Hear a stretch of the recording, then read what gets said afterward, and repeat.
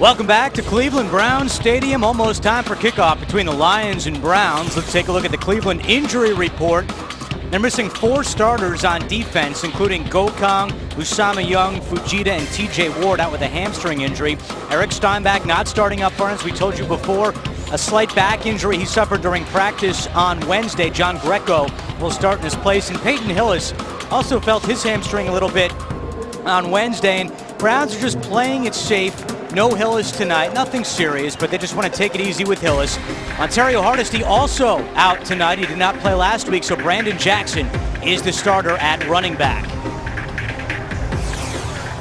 Pat Shurmur set for his second game on the Browns sideline. He was very pleased with what he saw in the opening win against Green Bay. He especially pointed to the poise that his team showed. After only having practiced for 2 weeks, they played a pretty clean game in the opener against the Packers. On the other sideline, it's Jim Schwartz, now in his 3rd year with the Lions. He was 2-14 in his first season, but 6-10 last year. And believe it or not, Schwartz began his NFL career with the Browns. Football operations in 1993. He was a college and pro scout, and that's how he got his start in the NFL. The Browns have won the toss. They will receive tonight, and Pat Shurmur is planning to play his starters for the entire first half. Yeah, Jim Schwartz was part of kind of that early Bill Belichick dream team that he put together of coaches and front office people who have gone on to really leave its mark amongst the NFL over the last 17, 18 years. Jason Hanson now in his 20th year in the NFL. He was a 2nd-round pick back in 1992. He'll kick in the first half, and Dave Rayner will get some snaps in the second half. And back deep for the Browns is the rookie Buster Skrine.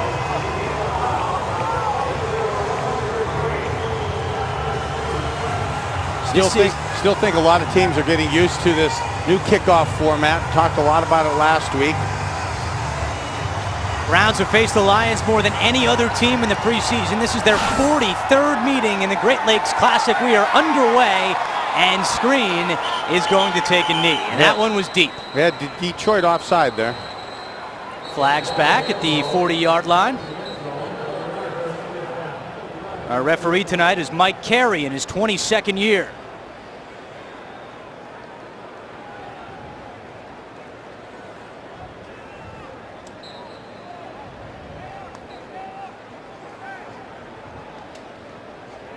Offside, kicking team number 11, 5-yard penalty. We were kicked from the 30-yard line. So they'll go back to the old kickoff rules and kick from the 30, and they'll do it again. There's Colt McCoy waiting to come on the field, 9 of 10 in the opener against the Packers.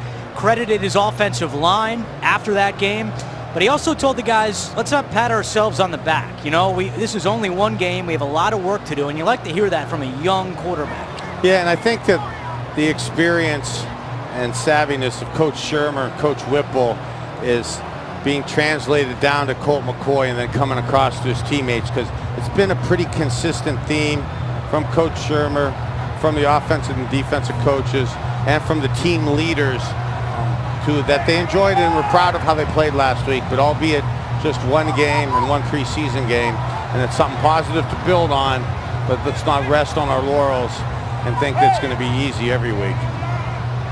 So Skrine back deep again, waiting in his own end zone as Hanson will have to re-kick. Just a gorgeous night here in Cleveland this evening. A little hot, actually, close to 80 degrees. Perfect night for some preseason football. There's quarterbacks and kickers. Everybody looks at the flagpoles. There's hardly any wind. Beautiful night to throw the ball. Hanson this time from the 30-yard line into the end zone. Skrine 5 yards deep. He's going to take it out. Straight up the middle at the 15-yard line. Now cuts to the outside. Has some room at the 20. Nice move and up to the 25-yard line. So the rookie Buster Skrine, who's really impressed the coaches on defense here in his first year with the Browns, with a nice kick return to get the Browns good field position as Colt McCoy comes on the field. Yeah, nice kickoff return. Had a chance if he makes a guy miss to even turn it into a huge gainer. McCoy threw for 135 yards in that opener against the Packers. two scoring drives, one a touchdown pass to Josh Cribbs, the other a touchdown run to Peyton Hillis, who is not starting tonight, not playing with a hamstring injury. Brandon Jackson in the backfield on 1st and 10 from the 25-yard line. McCoy will throw over the middle. Alex Smith, and he dropped it. Ben Watson not in the lineup tonight. Alex Smith getting the start. Here is the Browns starting offense, brought to you by Liberty Ford, Ohio's #1 Ford dealer group. Number 77, John Greco, getting the start at left guard in place of the injured Eric Steinbach. And the backs and receivers, Evan Moore and Alex Smith, will rotate in and out with the first teamers, with Watson on the sideline. Brandon Jackson gets the start for Peyton Hillis. 2nd and 10. Colts pointed to the safety coming up in the box. Sees man coverage outside. He's going to give it to Jackson. And Jackson gets about 1 yard, tripped up at the line of scrimmage. Let's take a look at the Lions starting defense, brought to you by Verizon. Verizon 4G LTE, built so you can rule the air. Gunther Cunningham, in his 30th year in the NFL as the defensive coordinator, and again, number 90 and Ndamukong Suh, the guy to look out for. Durant, Tulloch, and Levy are the linebackers. And Eric Wright gets the start at corner, the former Brown, coming back to Cleveland. 3rd and 10 for the Browns. McCoy in shotgun formation.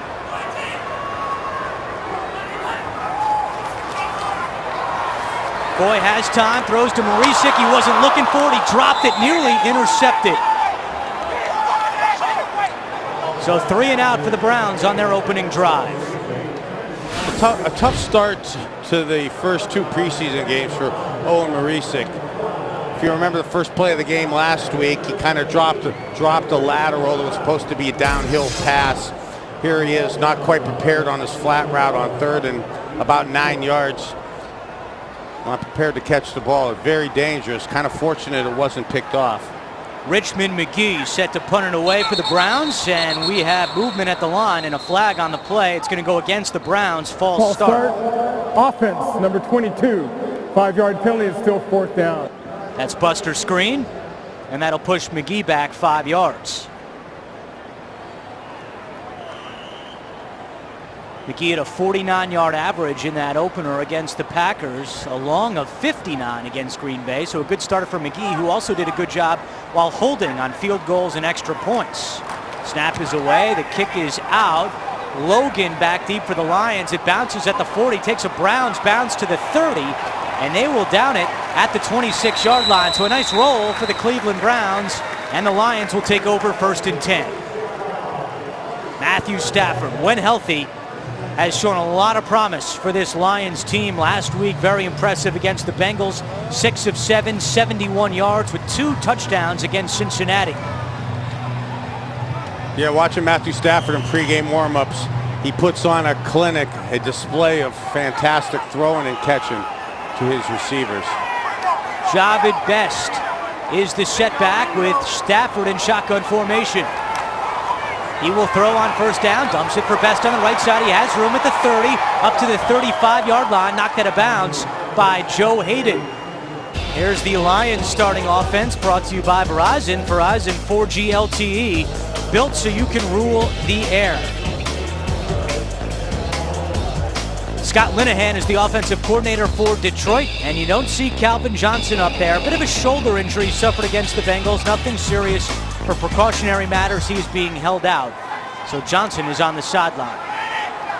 Pickup of 9 on that play, 2nd and 1. Had a mental mistake on that first drive, on that first play. They go back to Best with the handoff. Good pursuit in the backfield by the Browns. They can't tackle him, though, and Best is able to scramble for a 1st down. Jamie Mitchell and DeQuell Jackson were back there but couldn't bring down Best. As we take a look at the Browns starting defense, brought to you by Liberty Ford, Ohio's #1 Ford dealer group. Dick Duran, the former Detroit Lion, as the defensive coordinator for Cleveland. Hayden Brown, Adams, and Ventrone starting for Usama Young and TJ Ward in the secondary. 1st and 10 for the Lions at their own 37-yard line. Inside handoff to Best, and he is stuffed at the line by Jabal Sheard. The ball comes loose, and the Browns fall on it. Jabal Sheard got back there, and it's Cleveland football.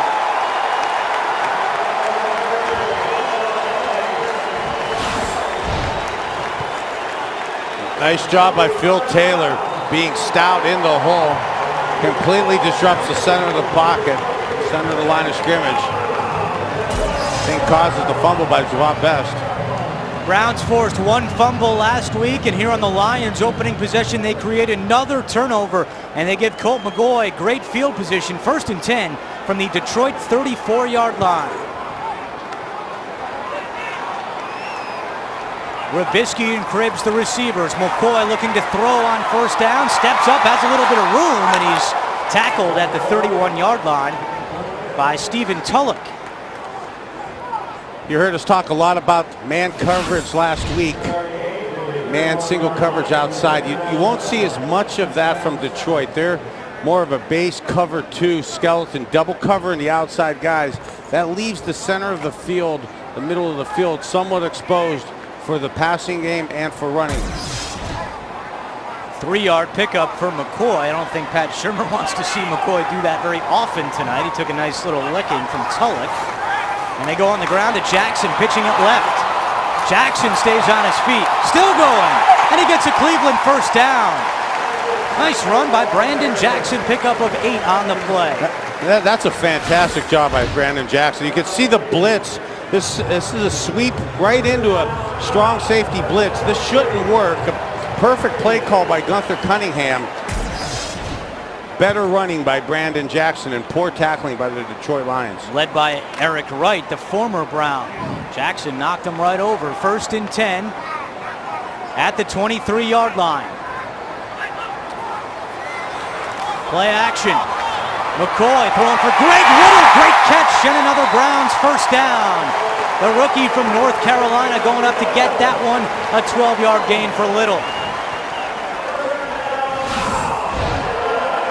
Excellent job by the offensive line handling the 4-man rush. Just zone coverage. Greg Little finding the void outside, and Colt McCoy putting it in a perfect place where only Greg Little could catch that bow out, that corner route to the outside. Little had 2 catches last week for 20 yards. He was targeted 5 times, though, in that Green Bay game, and he'll be a focal point of the offense again tonight. Pat Shurmur wants to see what he has with the rookie Little. 1st and 10 at the 11-yard line. Inside to Jackson, and he is tripped up. Tripped up on the play by Brandon McDonald, another former Brown, and a short gain for the Browns. There you see Colt McCoy's pre-read that soft zone cover 2 where the middle of the field is open. Again, you want to attack it in the throwing game and or the running game. He checks to an inside trap, trying to get a one-on-one and hit it right up the seam there. 4 receivers in this formation for the Browns. Evan Moore at the top of your screen. McCoy over the middle to Cribbs, has it at the 5 and knocked down at the 2-yard line. Good play call by Coach Shurmur. Personnel group of formation got Detroit a little confused. They just checked to cover 3. 3 deep, 4 under, and they missed their zone drops. Josh Cribbs does a very veteran, smooth move, finding the opening underneath the coverage. The Browns can get a 1st down without scoring a touchdown. It's 3rd and 1 at the 2-yard line. Moore is the motion man. McCoy rolls right, throws to Moore, touchdown! Evan Moore gives the Browns a 6-0 lead.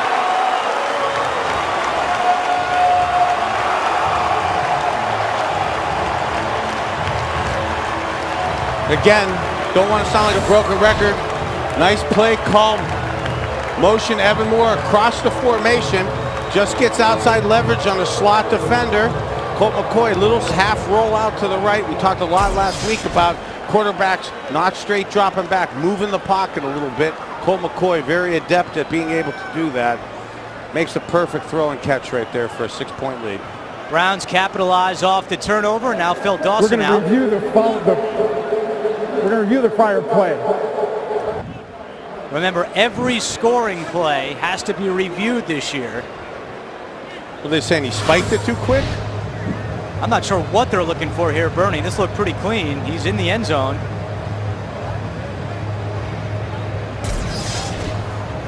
So while they take a look, we'll step aside. We'll come right back after this.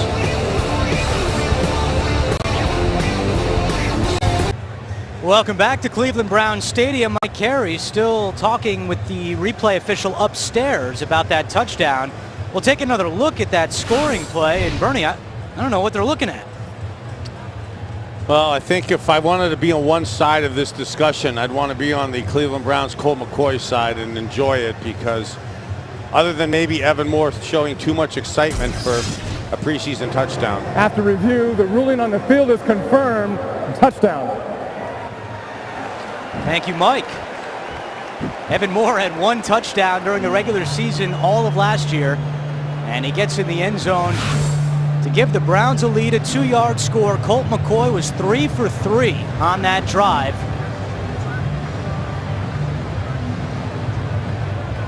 Scott Fujita sent out a tweet this week, and he gave out his mid-training camp MVPs. Defensively for Fujita, it was DeQuell Jackson, but on offense, Fujita named Evan Moore, who could really be a big part of this offense this year in the West Coast system. Dawson's extra point is good, and the Browns have a 7-0 lead with 9:49 to go in the first quarter. Cleveland out on top. Browns up 7-0. Here's a look at that scoring drive brought to you by Honda. See your Honda dealer and discover the great values now being offered. 6 plays, 34 yards. Colt McCoy 3 for 3 on the scoring drive, including a 2-yard touchdown pass to Evan Moore. You know, other than that run where Colt took the hit, which I think you astutely pointed out, Coach Shurmur doesn't want to see his QB taking those kind of maybe unnecessary hits, especially early in preseason like this. But the benefit of Colt's intelligence in this system here, where they throw and catch it, the timing's been impeccable for the first 2 games. And Dawson kicks this one through the end zone for a touchback.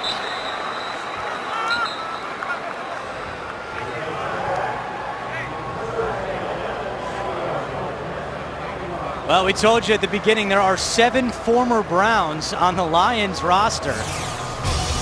And here's a look. Jerome Harrison, Eric Wright, Brandon McDonald, Isaac Souls, Corey Williams, Mike Bell, and Anthony Madison. And the best part about this is Harrison and Bell traded for each other last year. From Cleveland to Philadelphia, Harrison going to Philly. 1st and 10, and a big stick in the backfield by DeQuell Jackson. Hello. 2-yard loss on the play after the big hit by Jackson. One of the criticisms of DeQuell Jackson is sometimes making the tackle down the field. Can't be faulted there. That's as beautiful as you could play for a linebacker. Making contact 1.5 yards, 2 yards deep in the backfield, stoning the running back for almost a 2-yard loss. 2nd down for Stafford and the Lions. He swings it in the flat to Aaron Brown at the 25 and goes out of bounds at the 31-yard line. And that is good for a Detroit 1st down. 13-yard pickup on the play. Browns in a soft cover 2 right there. Want to have the cornerback playing a little stouter out in the flat there.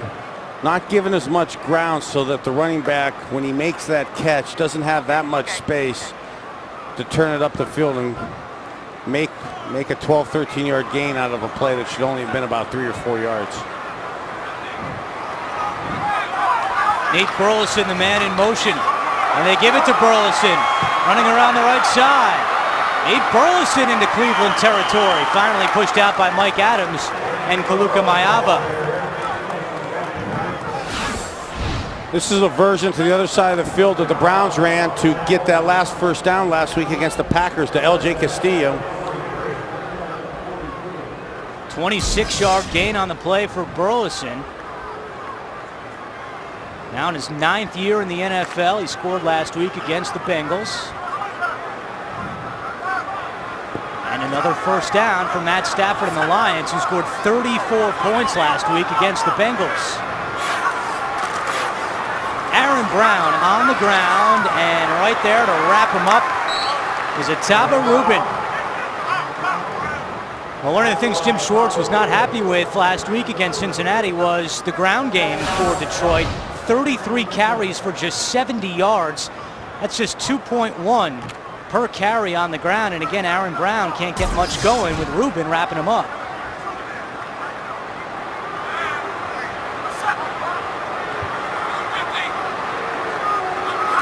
Second down and 7. Stafford flushed out by Sheard. Stafford running left. Rubin chasing after him, and he just throws it out of bounds. Yeah, when you're outside the pocket like that, and you've been injured a couple of times in your career, it's best just to get rid of the ball. As bad as that looks. Good job by Jabal Sheard, forcing his way in, getting Stafford off his timing. Stafford played with Mohamed Massaquoi in Georgia. They were teammates, and Stafford actually knew Colt McCoy in high school as well, both from Texas. Well, Matthew Stafford's going to get a little ribbing in film session from his teammates for that less than artistic throwaway. Would you rather have that, or would you rather have Colt running in a preseason game for 3 yards and taking a hit on that first drive? But as valuable as the quarterback is, I'm not going to chastise him for it. I just know some teammates are going to have some fun at us quarterback's expense. Third down and 7 for the Lions. Stafford has time, now running to his left. Flag down on the play, and he does the same thing as Sheard chased him down, but we'll see what the penalty flag is. Yeah, we had man coverage down the field, pretty tight coverage. I look like a little defensive hold or illegal contact on the Browns. Holding defense, number 21, 5-yard penalty, automatic. First down. That's on Dimitri Patterson, and after Eric Wright spurned the Browns and went to Detroit, Tom Heckert's counter move was bringing Patterson in, and he's flagged for a penalty here to give Detroit a first down.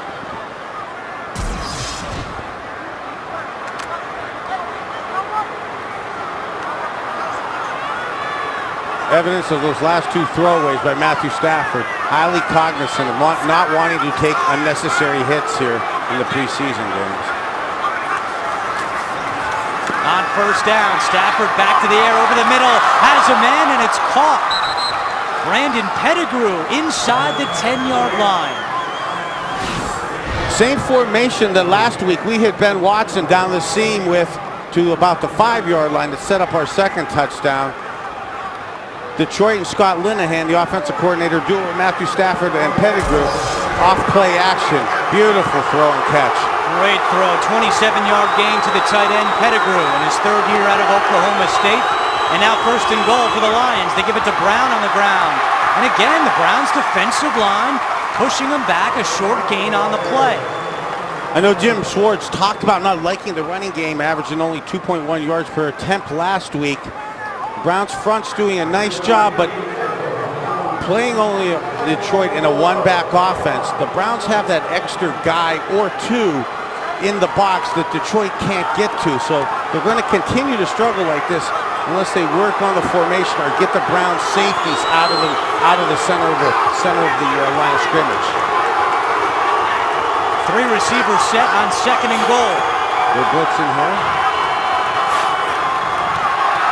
Stafford fakes the handoff. Great grab by Burleson, and he's in for a touchdown. Wow, Nate Burleson with a great catch. They will take a look at it, as they will with every scoring play this year. But give credit to Burleson on that play. If they looked at Evan Moore's touchdown, they'll definitely look at this one. But this is typically to Calvin Johnson. He's not playing tonight. Nate Burleson a little smaller, but he has some good giddy-ups there, and boy, he gets up in the air. See 1 foot, not sure about that second. Yes, beautiful catch. Beautiful catch. Well, Detroit is so dangerous in the red zone. Last year, they were second in NFL red zone efficiency in the entire league. 45 trips in the red zone. They have 29 touchdowns.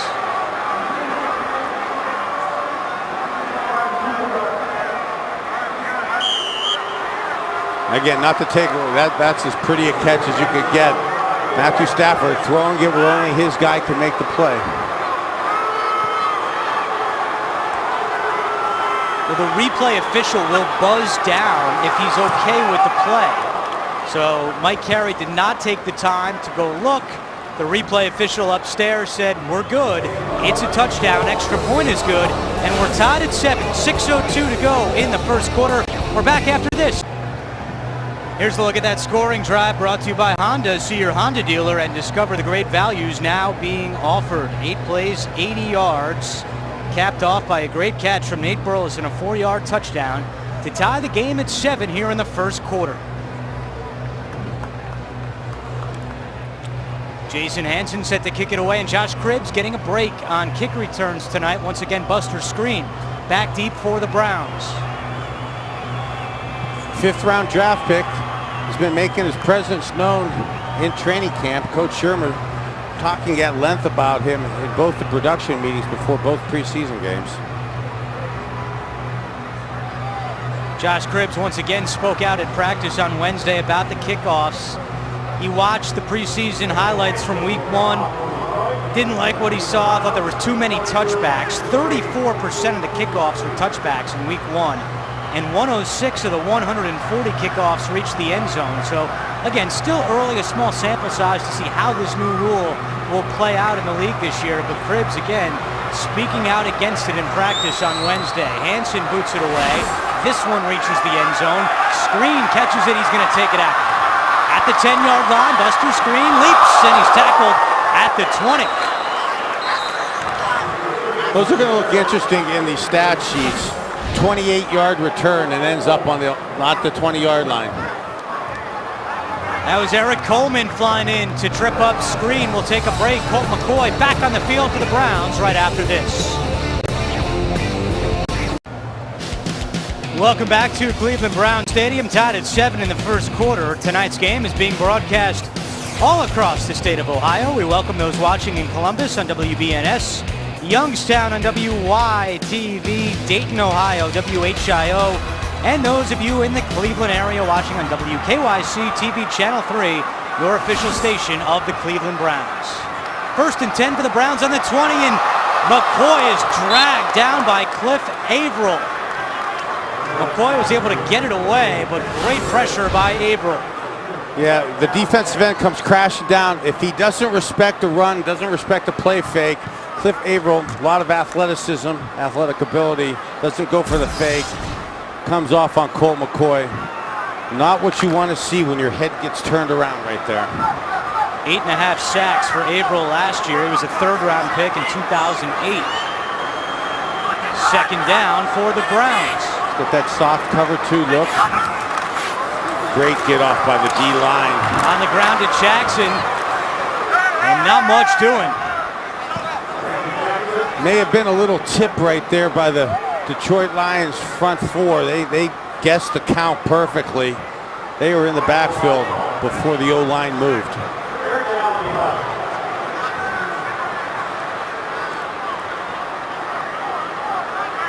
Lions defense did a phenomenal job last week, holding Detroit to just 3 points. They weren't happy with the amount of penalties they had, 6 for 74. 3rd down and long now for the Browns. Yep, I think they're just faking that. McCoy gets it away quickly, incomplete. In and out of the hands of Josh Cribbs, and a quick 3 and out for McCoy and the Cleveland offense. Just baiting him, trying to debate that, fake the all-out blitz. They brought 2 guys, but were dropping some other guys back into zone, and that's the type of stuff you really need to be precise with. You need the training camp. You need more of the practice. I think by the end of training camp, Colt and Josh will be on top of that play. Flags come in as McGee. False start, offense number 22. 5-yard penalty, still 4th down. That's the 2nd time Screen has done that on a punt. I'm sure Pat Shermer is not too happy about that. So McGee now standing on his own goal line. His first punt went for 53 yards. Logan waiting at the 40. Not a good punt by McGee, out of bounds at the 44-yard line, and some boos from the Browns fans here in Cleveland. Detroit will have great field position when we come back. 4:58 to go, first quarter. We're tied at 7 at Brown Stadium. Hey, don't forget the next Browns preseason broadcast is only 6 days away. The Browns travel to Philadelphia to take on the Eagles on Thursday. Pre-game at 7, kickoff 7:30. The Browns and Eagles Thursday, only on Channel 3. Final home game here at Cleveland Brown Stadium until the regular season opener September the 11th against the Bengals. 1st and 10 for the Lions after just a 29-yard punt from McGee. Detroit has the ball at the 43-yard line. This is Mike Bell, the former Brown, and Mayava in the backfield to trip him up for no gain.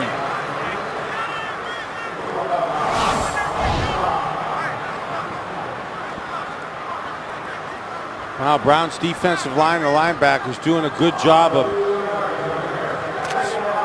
being aggressive at the line of scrimmage. I know Coach Schwartz wants to get a better running game, but they're just not winning the line of scrimmage again this week. Loss of 2 on the play. 2nd and 12. Stafford dumps it right back to Bell on the left side, and he is knocked out of bounds by Ray Ventrone, getting over there, getting the start tonight in place of the injured T.J. Ward. Well, Dick Duron, Coach Shermer talked about seeing how the cornerbacks handle man coverage, seeing how they handle things to the outside, and they're put on an island quite a bit and been handling themselves quite well to where Matthew Stafford's having to come down to his secondary receivers, which happen to be the backs out in the flat. Lions were 47% on 3rd downs last week against the Bengals. 3rd and 8 here. Stafford looking deep for Burleson. He's got him. Did he get the feet in bounds? They are ruling that a catch. And another great catch by Nate Burleson. Very impressed with Matthew Stafford and Nate Burleson. Very similar throw and catch to the Colt McCoy, Josh Cribbs play last week. Same part of the field. Look at how beautiful that's placed. Gets his feet down. That is how you throw and catch the fade route. 30-yard gain on 1st down. They go to the ground. And the Lions now inside the 10-yard line. Oh, pushing and shoving after the whistle.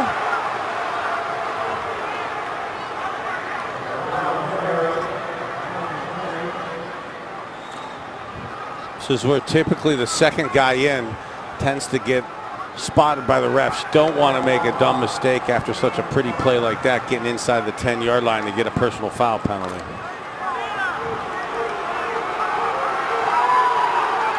Second and 5 for the Lions.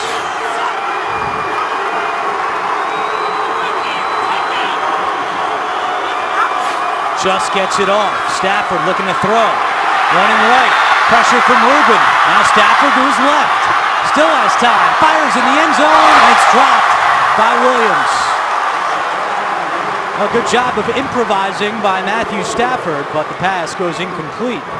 Yeah, Scott Linehan looked like he was trying to guess man coverage. Had a little pick play back out in the flat to his Matthew Stafford's right. Browns do a good job of covering. Now this is Matthew Stafford just being creative, buying time. Typically, you tell the quarterback, don't throw across your body unless you maybe Matthew Stafford. His arm is plenty strong enough to make that play.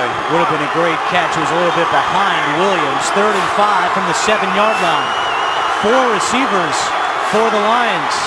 Stafford throws, and it's incomplete as Mayava had the coverage on the play, and the Lions will have to bring out the field goal unit.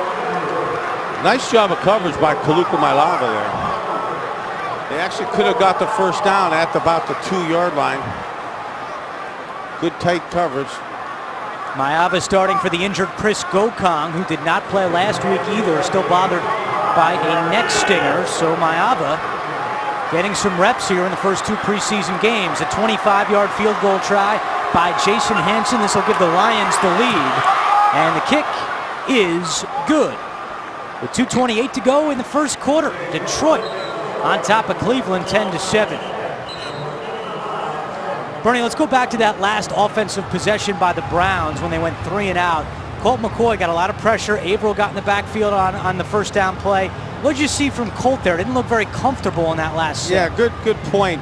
One of the big things about the so-called West Coast offense is staying positive with the down and distance. And on 1st and 10, when you try to get a little bootleg or play action, a little ball out in the flat, and you get thrown off your play, and Averill makes that good play on Colt McCoy. It kind of gets you out of your rhythm, out of your sequence. So you're stuck in 2nd and 10, and you're kind of behind the down and distance stakes. So you try to make up some plays. You don't want to end up in this West Coast offense with 3rd and 9, 3rd and 10, which is basically what the Browns did. That's playing into Detroit's hands with the top 4 pass rushers that they have. They're able to mix up some coverages and came with some blitz zone that got the Browns timing out of kilter. We'll see what McCoy can do when he comes back on the field after this kickoff. Hansen set to put it away, and again it's screened deep in his own end zone. Good kick by Hansen. Screen is out of bounds. So that's a touchback. All right, here's tonight's trivia question brought to you by McDonald's. I'm loving it. What current Browns coach represented the Lions in the Pro Bowl? We'll give you the answer in the second half.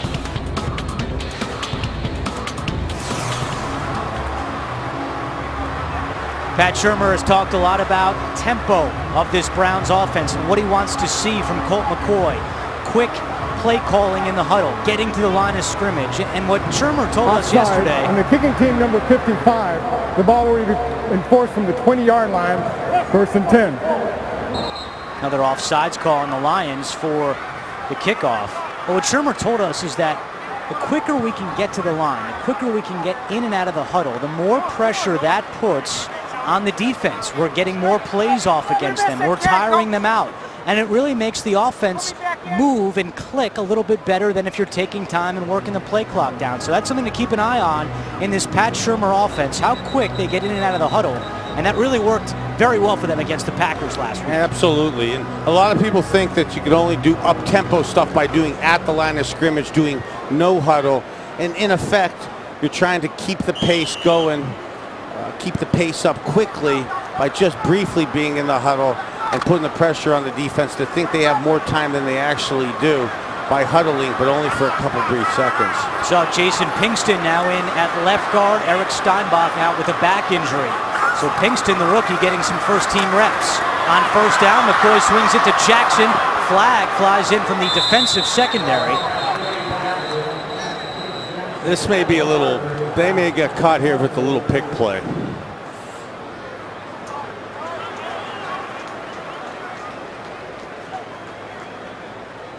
Holding, defense number 21, 5-yard penalty, automatic. 1st down. And there's the former Brown, Eric Wright. He was a guy that Tom Eckert wanted to bring back in the fold for the Browns this year. In fact, they offered him a bigger contract than the Lions offered, but Wright wanted the opportunity in Detroit. He's getting a chance to start, so he signed with the Lions back here in Cleveland tonight for the Great Lakes Classic. On the ground to Jackson and nothing doing as the Lions again flying in the backfield. That's Amari Spivey. 3-yard loss. Big blitz here coming, strong safety blitz is unaccountable. Does a great job of timing it up and disguising. Fullback needs to make that block there. He gets him in the backfield. Tough call on Eric Wright on that play before. Excellent play call. Very subtle way of trying to kind of run screens and spring that back open in the flat. Yeah, man coverage again. McCoy rolling out to his right, throws it away. Another flag on the play right at the 40-yard line. Let's see what this one is. I think they may have been grabbing Greg Little down the field. I think we took out a referee on the sideline also.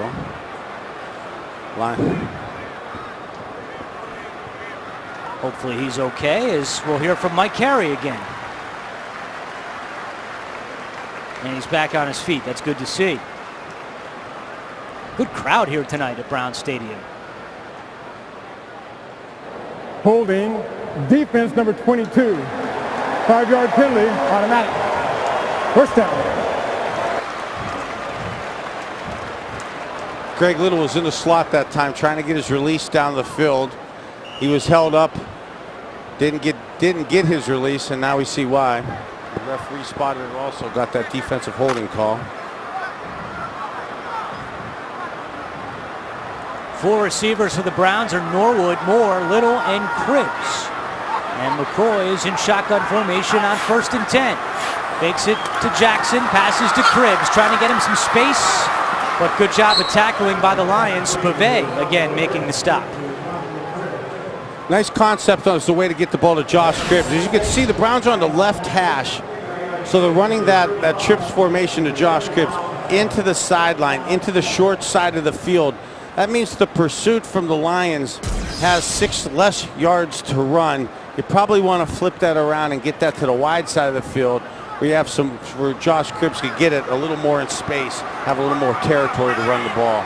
Cribbs said this year he just wants the ball and he'll do the rest. The Browns trying to find a game plan where they can get him the ball in space. You can see that strong safety coming up the middle, hitting the A gap. Excellent job by Alex Mack picking it up. McCoy overthrows Greg Little.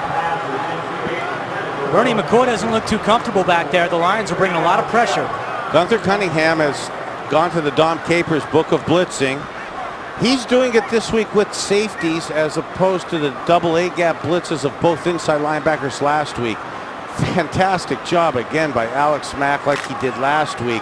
That's not easy to do, to keep the center of the pocket that stout with multiple guys blitzing in the A gap. 3rd and 7 for the Browns. Remember, that's a strong safety and a Dominic Sue coming in that area. McCoy floats it, and it's incomplete. Norwood was the intended receiver, but there were 2 Lions back there, and the Browns will have to punt. And Colt McCoy, after going 9 for 10 last week, is now 4 for 10 tonight. Not much you could do if you're Colt right there, though. Good pressure by the Lions, better coverage. You can see what happens if your receivers can't beat the bump coverage. Jordan Norwood couldn't really get separation there. McGee's last punt was just 29 yards. This is a good one. Fair catch is the fake, and that takes a Browns bounce, and it's inside the 10-yard line. So a good sign there on special teams for the Browns. McGee bounces back after the 29-yarder with a 57-yard punt, and we have 20 seconds left in the first quarter. I think Richmond McGee's confidence could use a good punt like that on his 3rd one. Although he got it 53 yards on his 1st one, kind of got it off the side of his foot and got 15 or 20 yards of that with a good roll. The 2nd one he shanked out of bounds.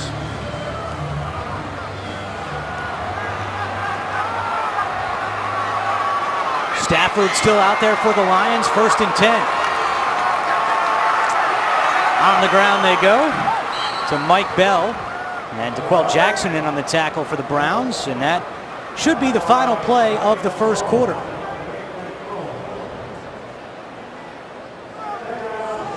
Well, the Browns did have one impressive scoring drive after the turnover, punching it in. The end of the first quarter.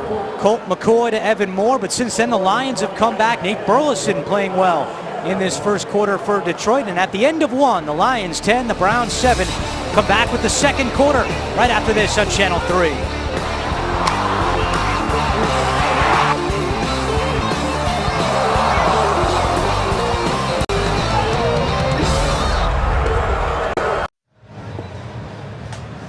Welcome back to Cleveland Browns Stadium. Start of the second quarter, the Lions on top 10-7. Let's go down to the sideline. Dave Chudowski standing by with a Jeep sideline report. Hey, Dave. Andrew, a couple notes from the first quarter. No one on the sideline could figure out why the referees actually went over to the booth on Evan Moore's touchdown. Perhaps they were just practicing the routine. And Richmond McGee said it felt better to get that last punt off. The only difference this week to last week, his wife's not here. Back to you. Well, bring his wife if it's going to mean good punting.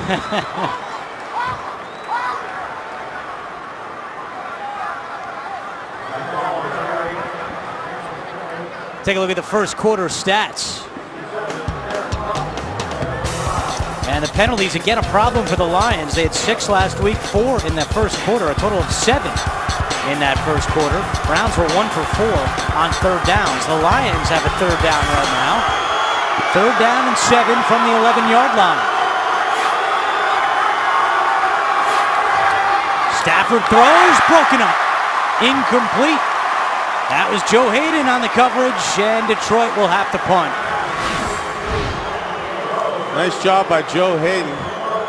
Just rushing 4. Nice little movement. They see that left hand kind of grabbing his sleeve, grabbing his shoulder, getting Nate Burleson a little distracted. Doesn't concentrate enough to bring that in. That's a pitch and catch you should be able to make. I think if Matthew Stafford had to do it over again, in a perfect world, like to lead him maybe a half a yard more down the field. Nick Harris on to punt for the Lions, and Jordan Norwood is back deep, and we have a whistle. Still think there's only 10 guys out there. 5-yard penalty, still 4. Delay a game, the play clock at 0, so that'll push Harris even deeper into his own end zone. Typically in the first half, you don't like to waste your timeouts, but in the first half, you probably should just use a timeout in that situation instead of getting yourself back up inside the 10. Jordan Norwood told the media after practice on Wednesday that he only had 2 punt returns in college at Penn State, but he has impressed the coaching staff during training camp and in practice, and last week he got a crack back there, did a pretty good job for Pat Shurmur and Chris Tabor, including a 22-yard punt return. Still think Norwood getting a shot. Still think there's 10. Yep, they're running the 11th guy finally onto the field. Play clock at 15. Harris all the way at the back of the end zone. Gets it away. Norwood at the 50, steps up, and he makes the catch at the 40, and Norwood has some room at the 30. Jordan Norwood cuts on the inside, tackled at the 22-yard line. Another nice return for Jordan Norwood to give the Browns good field position. 35-yard return for Norwood. 20-yard return, check that. Tell you, I don't think I'd want to be Danny Crossman, the special teams coach for Detroit right now, or the guys who failed to get onto the field there. That's not a mistake, even without the OTAs, without the mini camps, with only a third week of training camp. Those aren't mistakes you need to be making. Poor job of coverage on punt coverage for the Detroit Lions. Let's see if the Browns can capitalize with this good field position. 1st and 10 from McCoy. He's going end zone for Evan Moore. He caught it, but he's out of bounds.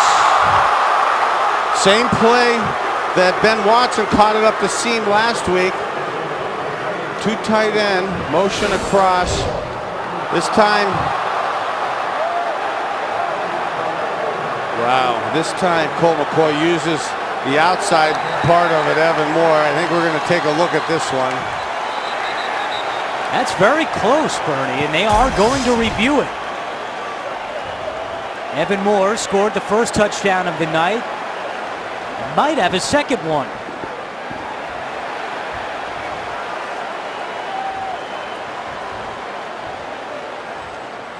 Well, whether it is a catch or not, The ruling on the field is an incomplete pass is being challenged by Cleveland. Timeout. So they will take a look at this one with 14:01 to go in the first half. We'll take a break. We'll come back with the verdict right after this. I thought...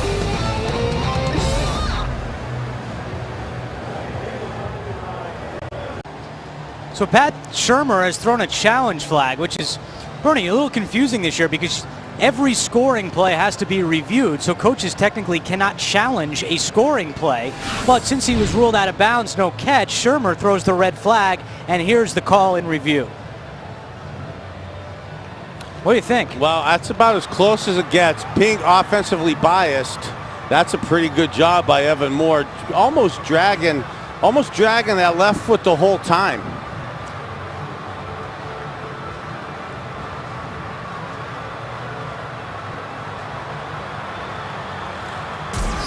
it's gonna. Here we go. The receiver got control of the pass with 2 feet inbounds in the end zone. Touchdown. Pat Shurmur 2 for 2 with the red flag this preseason. It's a 21-yard touchdown from Colt McCoy to Evan Moore. That formation with the 2 tight ends has been a very productive one for the Browns so far the first 2 preseason games. Hit Ben Watson last week down to the 5. Hit Evan Moore now in the end zone. They also used it on the first play of the game, though. A play off of it is that Alex Smith we saw on that 6-yard out. He ended up dropping the ball. Dawson's kick is good. Evan Moore had 1 touchdown during the regular season last year. He's got 2 tonight with 14:01 to go in the second quarter. Browns are back in front. It's 14-10. Browns up 14-10. Here's a look at that scoring drive brought to you by Honda. See your Honda dealer and discover the great values now being offered. 1 play, 21 yards, took all of 5 seconds. The review took a lot longer, but it's a 21-yard touchdown to Evan Moore, his second of the night, and the Browns have a 14-10 lead. Well, you can see the importance of field position. Both touchdown drives tonight started inside the 50-yard line. Quarterback's best friend to have that 1 play, 21-yard drive for a quick 6. Also a quarterback's best friend to have a 6'6" tight end that catches everything thrown his way, and that's what Evan Moore has done this preseason and in training camp as well. As Nate Hughes isn't playing around, he takes a knee. The Lions will have it at the 20-yard line. And we're going to have a quarterback change. Matthew Stafford's night is done, and Shaun Hill is coming on for the Lions. Tonight's aerial coverage provided by Goodyear. Everything Goodyear has learned making tires for superior performance inspires what they roll into yours. Goodyear, more driven. Stafford goes 6 of 10 for 85 yards and a touchdown. Shaun Hill in at quarterback. Hill dumps it off to Heller, and Will Heller has a first down. 11-yard gain on the play, knocked out by Jackson. Shaun Hill's done an excellent job the last few years, stepping in San Francisco, stepping in last year at Detroit when Matthew Stafford got hurt. Play outstanding quarterbacking, especially from a backup perspective. He's won some football games for a couple teams over the last few years. Made 10 starts last season while Stafford was hurt. That's the most he started in one season in his career. First down and 10. Mike Bell runs through 1. Check that, it's Jerome Harrison, the former Brown. They are everywhere. And Harrison, who had some interesting things to say in the Detroit Free Press this week about his time in Cleveland. He said he's trying to sell his house in Cleveland just as soon as possible so he doesn't have to ever come back. Now, he did credit the players. He enjoyed his teammates, but that was a shot directed at management. And Harrison now with the Lions trying to stick this year. Sometimes best to stay quiet. Never know how in life things come full circle. Hill goes back to his tight end, Heller. And that's good for another Detroit first down, 7-yard pickup. Nice job by Shaun Hill and Scott Linehan, the offensive coordinator, on 2nd and 7+, spreading out the Browns defense, going no back and seeing the safety in the middle field, seeing man coverage, just running some quick outs to the slot receivers.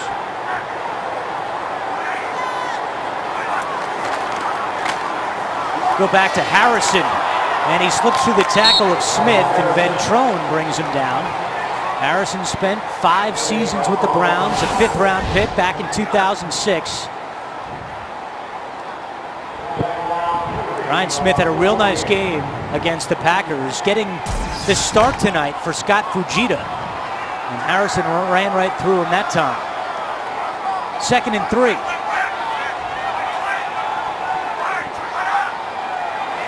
Shaun Hill sees the safety creeping up. Ray Ventrone, weak safety in the middle of the field, sees man coverage outside. Hill nowhere to go. And Kokwe is right there. maybe a pickup of 1 on the play, so it'll be 3rd and 2 for Detroit. Good effort by Kokwe. Knocked to the ground, gets up, and brings down Hill.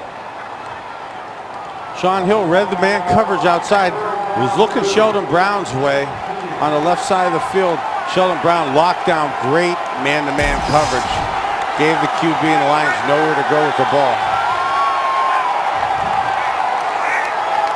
3rd down and 2 for Detroit. Hill pressured again, he's sacked. Ataba Rubin getting back there and bringing down Hill for the sack. A little surprised, a veteran quarterback like Sean Hill. He sees the man, sees the blitz coming. He knows he has man coverage.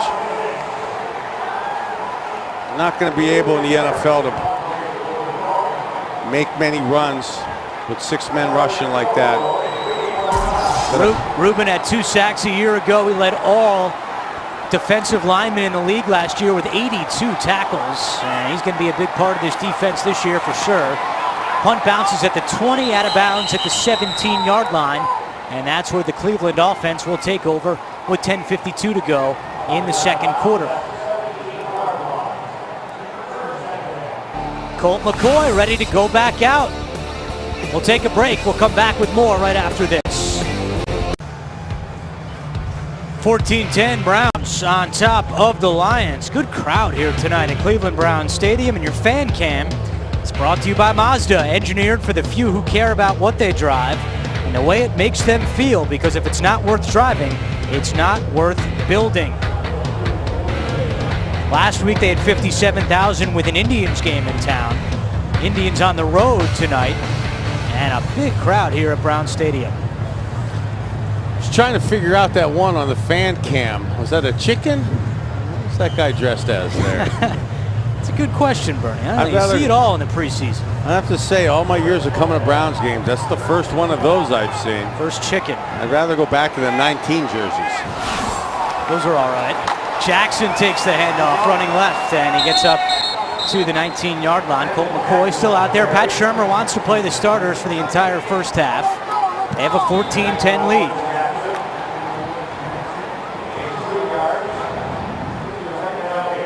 So far, the story for the Browns on offense, Evan Moore.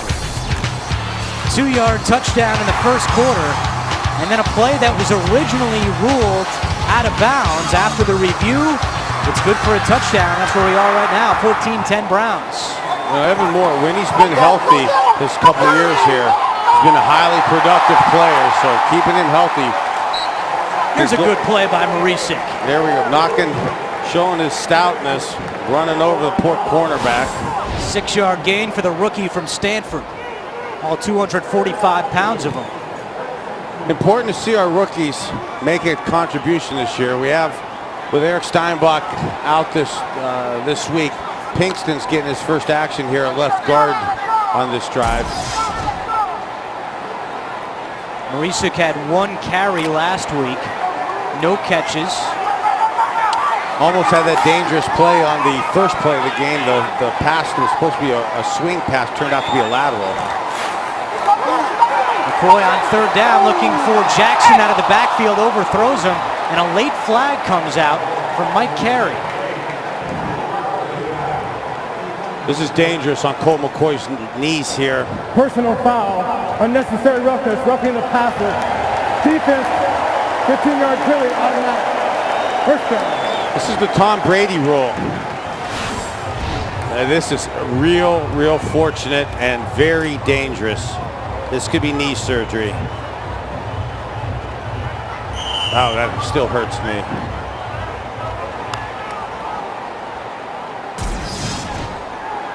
That's when it helps to be young, athletic, and flexible. So an automatic first down for the Browns, 1st and 10 at the 40-yard line.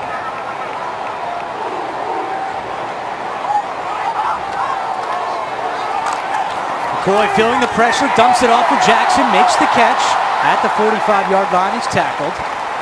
Brought down by Prince Miller. Well, Colt McCoy had a lot of time last week against Green Bay. Not the case tonight. He's feeling the heat from the Lions defense.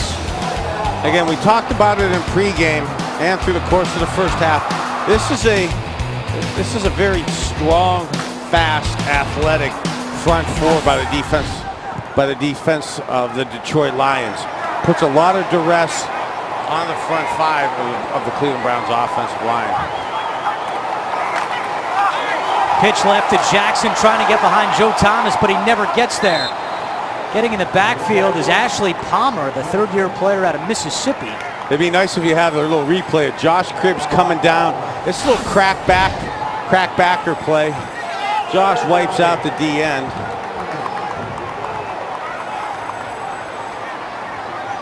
Josh does a nice. Watch Josh here. This is the element of surprise. That's as good as it gets for a receiver blocking a defensive lineman. Browns are 1 for 4 tonight on third downs. They face a 3rd and 8 with 8 minutes to go in the first half. Got zone coverage. McCoy over the middle, caught for a first down. Alex Smith, the tight end. And McCoy took another hit on that play. 10-yard pickup for Smith.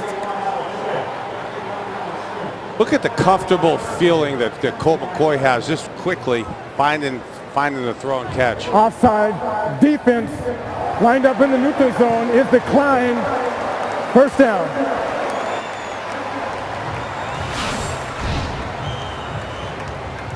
Very impressive by Colt, reading the zone coverage, stops his feet, throws it to Alex Smith, right on rhythm, right on time, right at the first down stakes, just enough to keep the chains moving. Gonna have that soft zone coverage again from Detroit, just rushing 4. McCoy looking left the whole way, intended for Robisky, and it's incomplete. Brian Robisky had 1 catch last week against the Packers.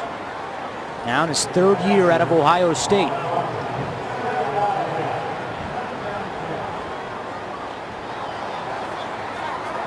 I like the thought with the play, but with that soft zone coverage and no back out in the flat, you're going to have a hard time gaining control and getting that corner to step up and get Brian Robisky behind him. Jackson has room at the middle. At the 40 and a first down for the Browns. Brandon Jackson getting the start with Hillis and Hardesty out, and a 14-yard pickup for Jackson. There's a flag on the play.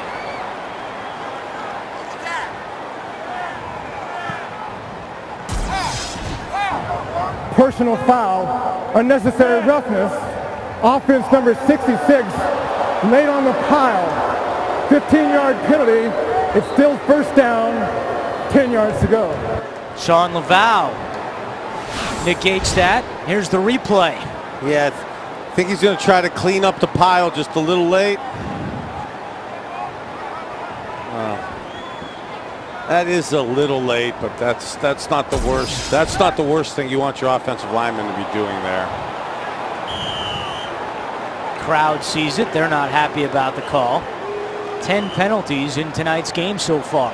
Boy, albeit almost 6 quarters of preseason football, Brandon Jackson has shown so far a great ability to make that first guy or two miss and get himself into open territory. Create some good yards. Soft cover 2. McCoy throws for Evan Moore. First down and more. Up to the 33-yard line. What a night for Evan Moore. There couldn't have been a better example when people ask me what the West Coast offense is. We had the telestrator. It shows the inside guy running through, clearing out the zone. Evan Moore replacing him underneath on a crossing route, and then quickly hitting him in stride, turning him up into the open void to get some yards after the catch. Moore, Watson, Smith, and don't forget Jordan Cameron. The Browns are loaded at tight end this year. 1st and 10. McCoy's going to go back to the air. Looking deep for Cribbs. And it's pass interference coming. McCoy got knocked down again, but the Browns will have 1st and goal. But Josh Cribbs, nice job of almost creating. Pass interference. Defense number 30 from the spot of the foul. Automatic. First down. Look how Josh goes into him to almost instigate the contact. Oh, very smooth. That's very smooth by Josh Cribbs. Working on Nathan Vasher, the former Bear. With the pressure, with the blitz off the corner, Colt McCoy has one guy on block. He isn't able to step into the throw and get it as deep as he wants.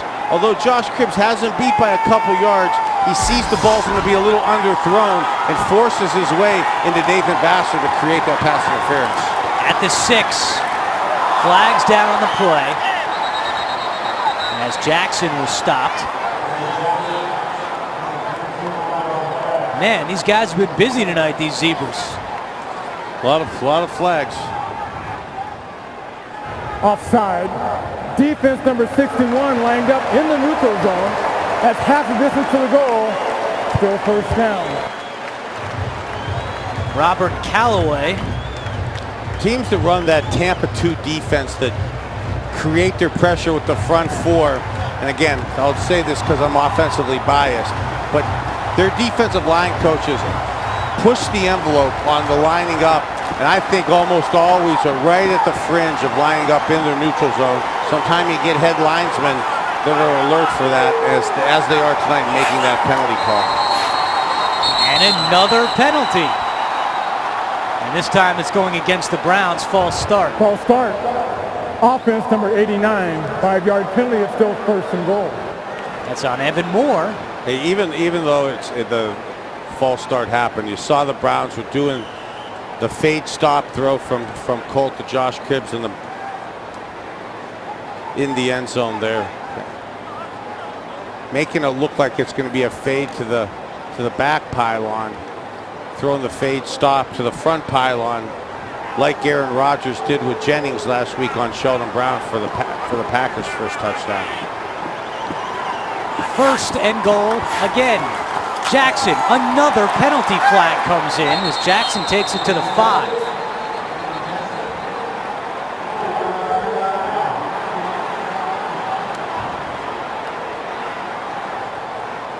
What'll it be this time, Mike? Illegal formation.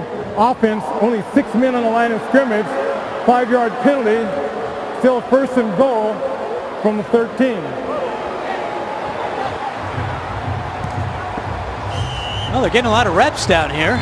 Yeah, this is the stuff that drive coaches crazy. Be a lot of yelling at this in film study. Pushing the envelope from the D line, trying to line up and get that jump on the offensive line, and then just a mental breakdown, a formational lineup mistake by the Cleveland Browns. Jordan Norwood in the slot on first down. McCoy rolling to his right. He's in trouble, gets rid of it. Norwood made a grab but out of bounds. McCoy is knocked to the ground again. Same play that we saw earlier with Greg Little in the slot, where he caught that 13-yard out route bow out to the corner in the first quarter. This time Jordan Norwood's in the slot. The pressure here by Dawson on Colt throws the timing of the play off. Jordan Norwood doing a good job of trying to at least make himself available. And then Colt an even better job of just not taking a sack, not taking a loss of yardage, throwing the ball where only the Browns player could get it. Empty backfield for McCoy on second and goal to the end zone to Little. Touchdown! The rookie Greg Little punched the ball in the stands, but the Browns put 6 on the board. It's 20-10. Fantastic scheme by Coach Shermer. DBs bite up on Josh Cribbs in the flat. Greg Little sneaks behind him on the corner route. Obviously a beautiful throw by Colt McCoy. Act like you've been there before, Rook. We'll hear about that one from the coaches. But a touchdown for Greg Little. His first. In a few years. Did not play last year at Carolina. Dawson's extra point is good. 21-10. The Browns on top of the Lions. So I guess I'll give them a little slack then. A little bit of slack. It's been too long. All right, you got slack from Bernie there, Little. 21-10 Browns.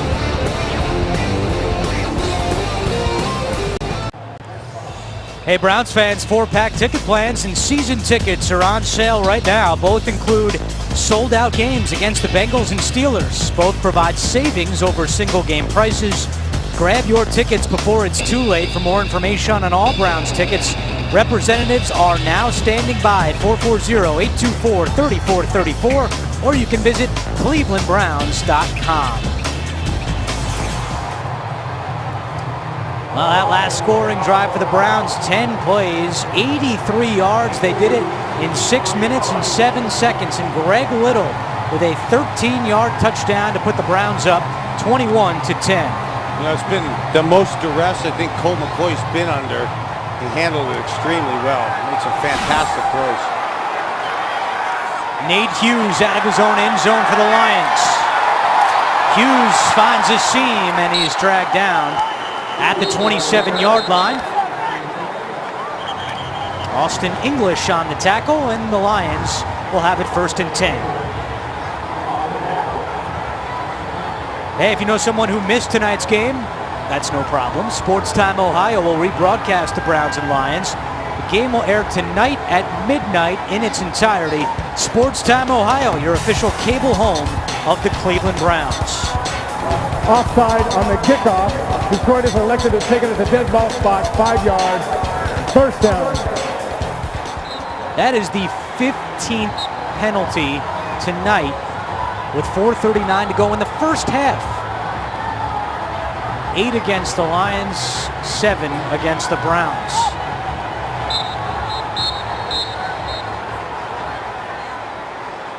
Lions were not happy last week. Jim Schwartz said we had too many penalties against the Bengals. They had 6 last week. Already have 8 tonight. With the kickoff coverage, guys, having to line up only 5 yards, there's a big emphasis on timing it up and hitting that line of scrimmage as close to the kickoff as possible. Both teams having troubles with it. There's a pitch to Aaron Brown, and not much room for Brown to quell Jackson.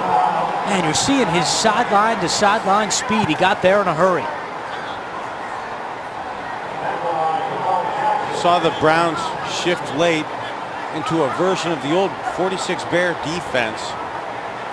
That play's going to have to fool them for it to have any success, because there's basically 1 to 2 guys unblocked on that, with that many guys around the line of scrimmage.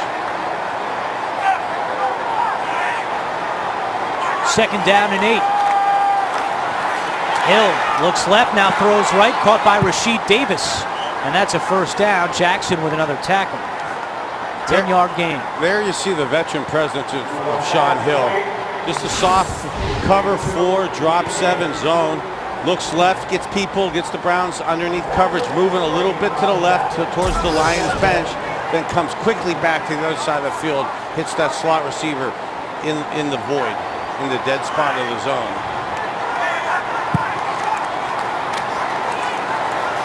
This is Jerome Harrison bouncing out of the scrum, but a nice tackle again by DeQuell Jackson. Scott Fujita has been very high on DeQuell throughout the preseason. He thinks this 4-3 system is perfect for Jackson because of his sideline to sideline range, and he's been very active tonight, Bernie. Yeah, actually coming from the tight end side, coming across the line of scrimmage, showing his speed and athleticism to run down Jerome Harrison, who has some pretty good speed. Little alignment problem. Ray Ventrone going outside to cover up.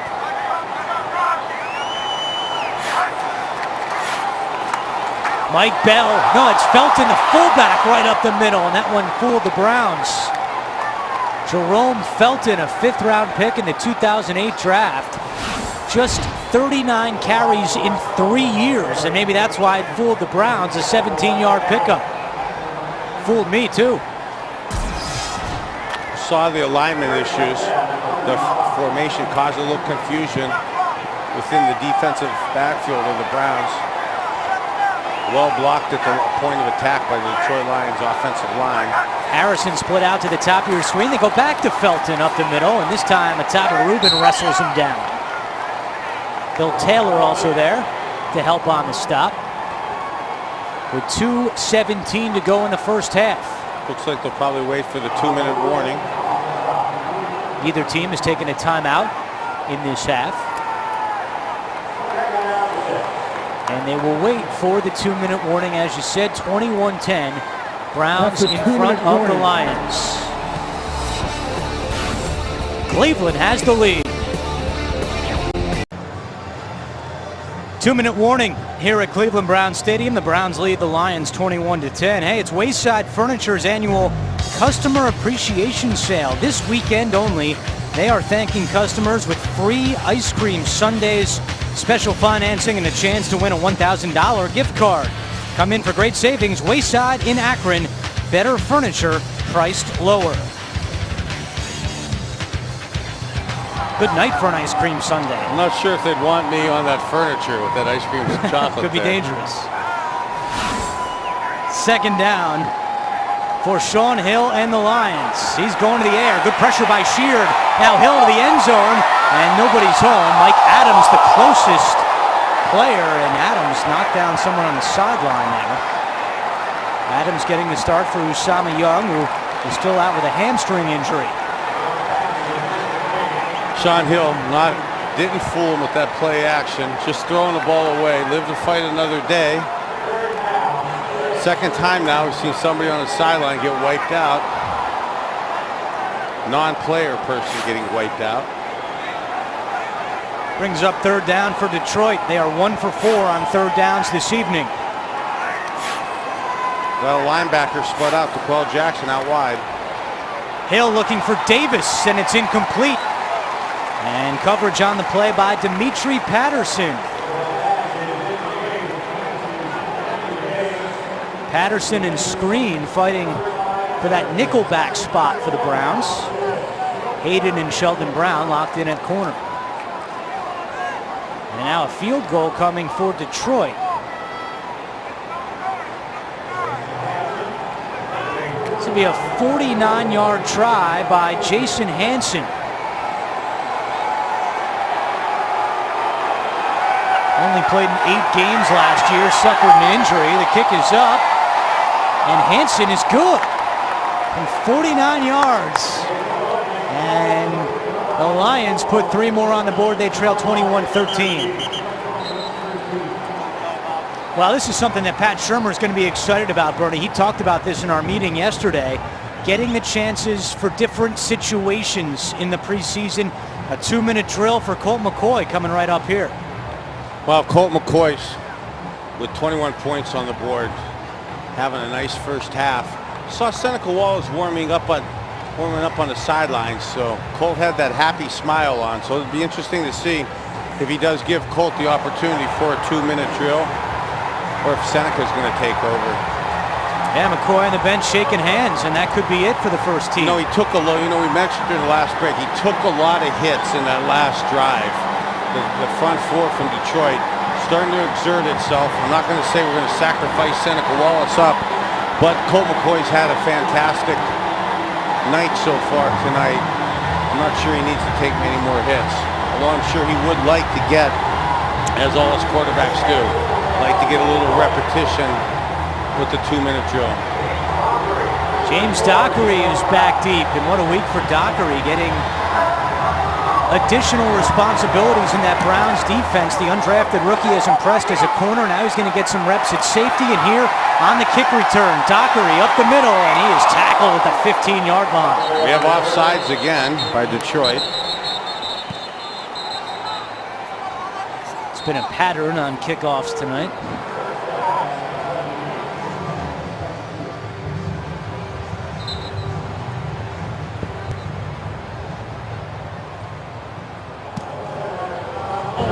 Offside on the kickoff, number 84. 5 yards will be assessed from the dead ball spot. First down.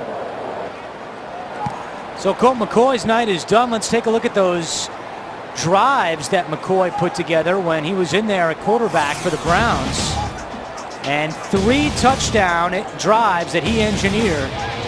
2 to Evan Moore and 1 to Greg Little. No turnovers for McCoy and the Browns offense either. And now Seneca Wallace will have it 1st and 10 with all 3 timeouts. And 1:40 to go in the first half. Wallace right over the middle. Jordan Cameron, the rookie tight end, makes the catch. Tackled immediately by Prince Miller. And here's that no-huddle 2-minute offense. You've seen Detroit's tendency to play a little soft, 4 across, soft cover 2, zone coverage.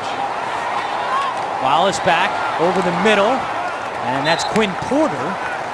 Tackled by Vasher, but a first down for the Browns. Nice job by Quinn Porter, just catching it, splitting it in the seam to get that extra 3 yards to move the chains to get the first down yardage. 1 minute to go. Wallace feeling the pressure, gets out of it. Now up the middle, he scrambles. And Wallace comes close to a Cleveland first down. They're going to mark him just short. And the Browns use their first timeout of the half. Nice footwork by Seneca. Timeout, Cleveland, their first, a 30-second timeout. Wallace has some speed, and you see Colt McCoy out there listening in on his conversation with Pat Shurmur. And what a key part of this new system Wallace has been. He played it in Seattle and has really been a sounding board for Colt McCoy as he picks up this West Coast offense. Well, through almost 6 quarters of play in the preseason, the recipe seems to be working.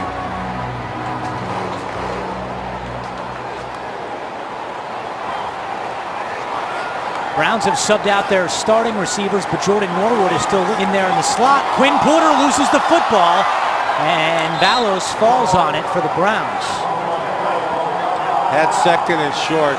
Just wanting to run a play there to get the first down. Ends up making the worst mistake he can, dropping the ball. Timeout, Cleveland, their second, a 30-second timeout. The fumble was recovered behind the fumbler. Third down. Robert Callaway knocked it out of Porter's hands, and the Browns now have just 1 timeout remaining. Absolutely what you don't want on film if you're a young back trying to make it in our league. You can see by Coach Shurmur's eyes he's not festive about that either.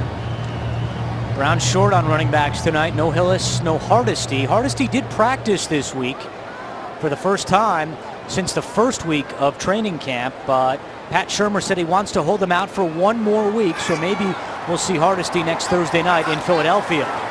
Wallace gets rid of it quickly, and it's incomplete. No choice there. Seneca had to get rid of it. Great pressure from Lawrence Jackson. Straight man coverage across the board. Blitz in 5. Not sure that was correctly blocked. Sprinting out to your right, I'm not sure you're going to leave the guy unblocked as the guy to the side you're sprinting out to. The Browns will have to punt with 31 seconds to go in the first half. Nate Hughes is back deep for the Lions. Detroit has all of its timeouts. McGee with a high spiraling kick. Hughes calls for a fair catch at the 7-yard line. We'll see what Jim Schwartz decides to do. He can run a couple plays with those timeouts or just take a knee and go into the locker room. A 49-yard punt by McGee, who, other than that one poor punt of 29 yards, has had a good night for the Cleveland Browns.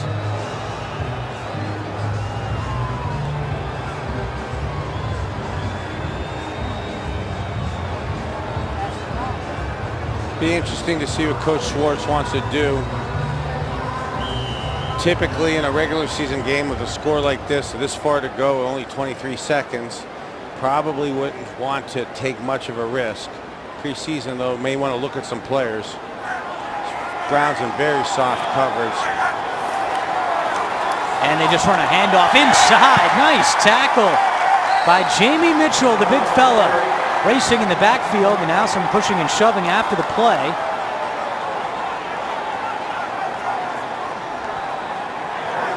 And that could be the final play of the first half.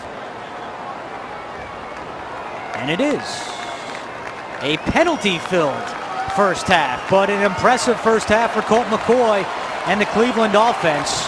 McCoy took some hits, but he did throw 3 touchdown passes, 2 to Evan Moore and 1 to Greg Little. At the half, the Browns lead 21-13. Let's go down to the sideline. A Jeep sideline report. Dave Chudowski with head coach Pat Shurmur. Coach Shurmur, 3 touchdowns by Colt McCoy. Obviously, you have to be pleased with the fact that the offense took advantage of the opportunities. Yeah, we got a couple of short fields, and when that's the case, you got to punch them in. And so we did a good job there. The efficiency, I don't think we were quite as efficient as we were in some areas last week. And so we got to get that cleaned up. We had more penalties. I mean, we're doing some things that we can't do if we're going to be a good team and beat good teams. And so I think that's what we got to get going. I think everybody's playing hard. Nothing's different that way. We just need to be a little more efficient. You saw at the end there, we got to take care of the football. And so those things that beat teams showed up, and we just gotta get them corrected. The decision to not have Colt go out there in the 2-minute, one too many hits? No. I mean, the offense got 34 plays, twice as many as last week, and so I just made the call that that was it for them. Last thing, Coach, the defense, your thoughts on the first half? I thought they battled. You know, this is a pretty explosive group on offense. I thought they did a good job battling. And, you know, it's the way an NFL game goes. It's push and pull and give and take. And, you know, fortunately we're up now. But there's so many more things that we got to do better. And so we'll go in there at halftime, make some corrections, and come out and play another half of ball. Coach, thanks a lot. Good luck in the second half. All right, Andrew, Bernie, back up to you in the booth. There's Coach Shurmur and his thoughts on the first half. Okay, Dave, thank you very much. At the break, Cleveland 21, Detroit 13 in the Great Lakes Classic. Our halftime report is coming up next on Channel 3.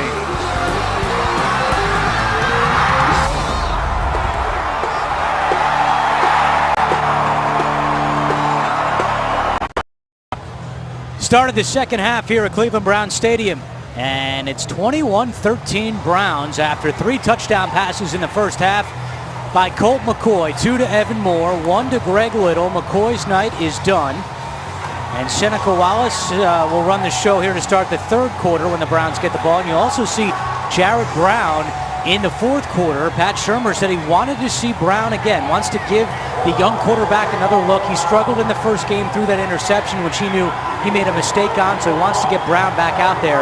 We'll probably see Brown in the fourth quarter. I think in Jared Brown's defense, a victim of bad field position, started at the 5 and the 3 yard line last week's game. Phil Dawson kicks it away, and it's fielded by Aaron Brown. Up the middle, he's hit hard by Octavian. And Detroit will take over 1st and 10. Tonight's aerial coverage provided by Goodyear. Everything Goodyear has learned making tires for superior performance inspires what they roll into yours. Goodyear, more driven. Probably see a little more of Sean Hill and then get a good look at Drew Stanton, 13th quarterback for the Lions, who started some games last year for them also. 1st and 10 for the Lions on the 25-yard line. Hill's pass is caught by Stovall. He gets back up, and then Buster Skrine knocks him down. That's a bad play there by Skrine. He's got to touch him right away. An 18-yard pickup for Stovall. First 2 preseason games, you've been hearing a lot about all the defensive coordinators kind of testing their cornerbacks out with press man coverage. This is a stop fade throw. Nice job by the veteran Sean Hill. Rookie Buster Skrine needs to do a better job of finishing the play, touching him while he's down. Don't let him get back up. Stovall's first catch of the preseason. And Jerome Harrison with nowhere to go. Titus Brown in on that stop, along with Eric Gordon. We talked about James Doherty getting a chance to come from corner, play a little safety. Did a good job filling up right there. Didn't make the tackle. Slowed him down enough to let his compatriots pursue and make the play for a no gain. Browns are very high on Dockery, as we told you earlier. They're giving him some reps at safety, trying to get him to be versatile in that secondary. He can play corner. We've seen that. Now getting some snaps at safety, and this is a pass back to Stovall, and Skrine makes the tackle. Don't want to make a living throwing that out route into cover 2. Number 68 of the offense went low while lure blocked by number 65. 15-yard penalty. Still second down. This group of referees and Zebras definitely read their playbook and their rules book this week. They're breaking out all the calls for a preseason game. Mike Carey in his 22nd year with the NFL.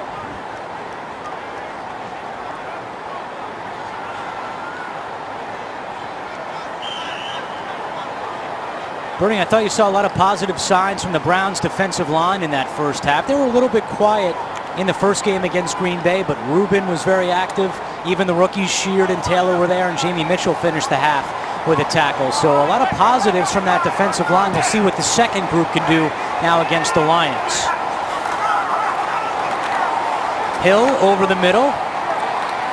Titus Brown with a quick tackle. Yeah, definitely in the first half, Brown's defensive line did a nice job of controlling the line of scrimmage. Jim Schwartz was talking about being disappointed that the Detroit Lions ran for 2.1 yards an attempt last week.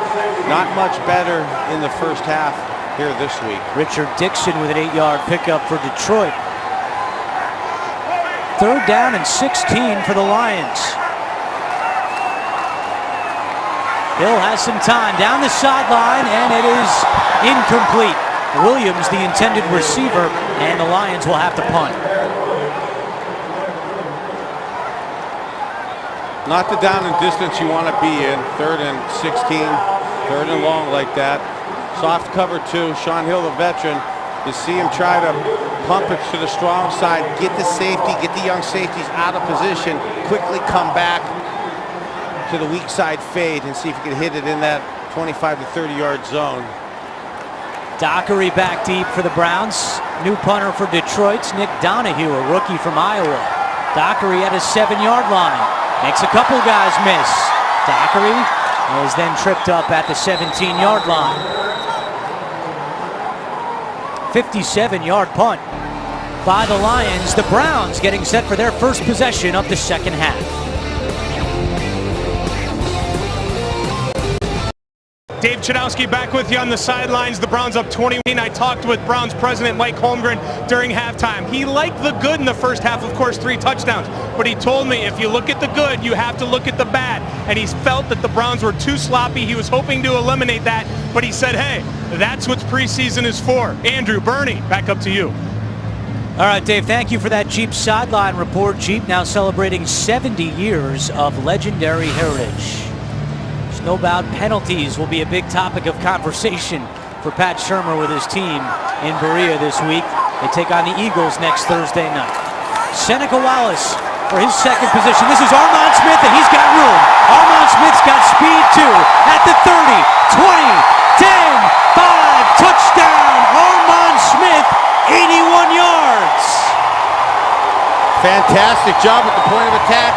They faked that reverse that L.J. Castillo ran at the end of the game last week. Faked it again here. Detroit was looking for the reverse and didn't handle the point of attack. Smith, an undrafted rookie out of Union College in Kentucky. Pat Shurmur said he's got fantastic speed, but he makes a lot of mistakes.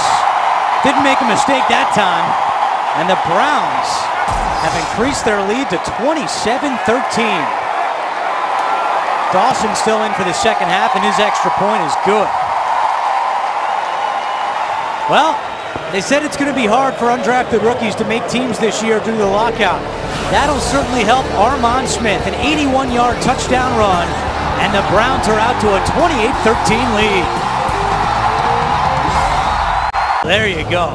Bernie Kosar now on Twitter. I'm entering the technology age with Facebook and Twitter right now. I am very excited to follow you on Twitter. My daughter said she may have to censor me. I don't know if that made me feel good.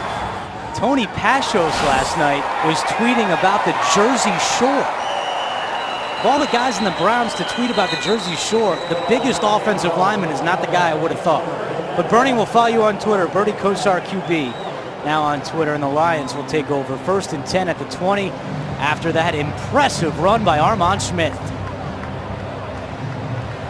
Tell tell you what, Bernie, the Browns are a little bit thin at running back. Hardesty is still a bit of a question mark. The Browns think he's on target to return week 1, but with a history of knee problems, you have to wonder how he can stay healthy for the entire year. You know you got Hillis, you know you got Brandon Jackson, but they need a third guy to emerge if it can't be Hardesty, and it could be Armand Smith. Yeah, and you hear Coach Shurmur talking a lot about how important it is for young running backs to contribute on special teams, to be able to not be a liability and to be able to make plays on the special teams component. So if you're going to run for long runs like that, that's going to obviously help you make a football team. But making plays, being productive, showing up on special teams is the next best way. Derek Robinson walks off the field under his own power. Fourth-year player out of Iowa. And he is bleeding. So Robinson on the sideline. Second down for the Lions. They're going something fancy here. This is Nate Hughes, and he's got room on the left side. Dockery tries to cut down the angle. He can't. And finally knocked out of bounds by Archie Donald. But a first down for Nate Hughes. Got to check out our quarterback Drew Stanton with the attempted cut block. Dockery doing a good job of keeping his discipline, forcing Hughes out of bounds, forcing him wide. Bernie mentioned it. Drew Stanton, the third quarterback now for the Lions. 7 for 15 a week ago for 110 yards against the Bengals.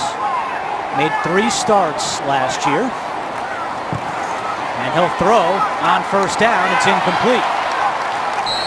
Fantastic discipline by the Cleveland Browns. Unique formation, trips to the wide side of the field, taking the running back and setting him out wide as the third receiver strong. Just doing a little screen back to the weak side, trying to be a little deceptive there. Browns defense doesn't fall for the bait, stays in its lane and takes away the simple screen play.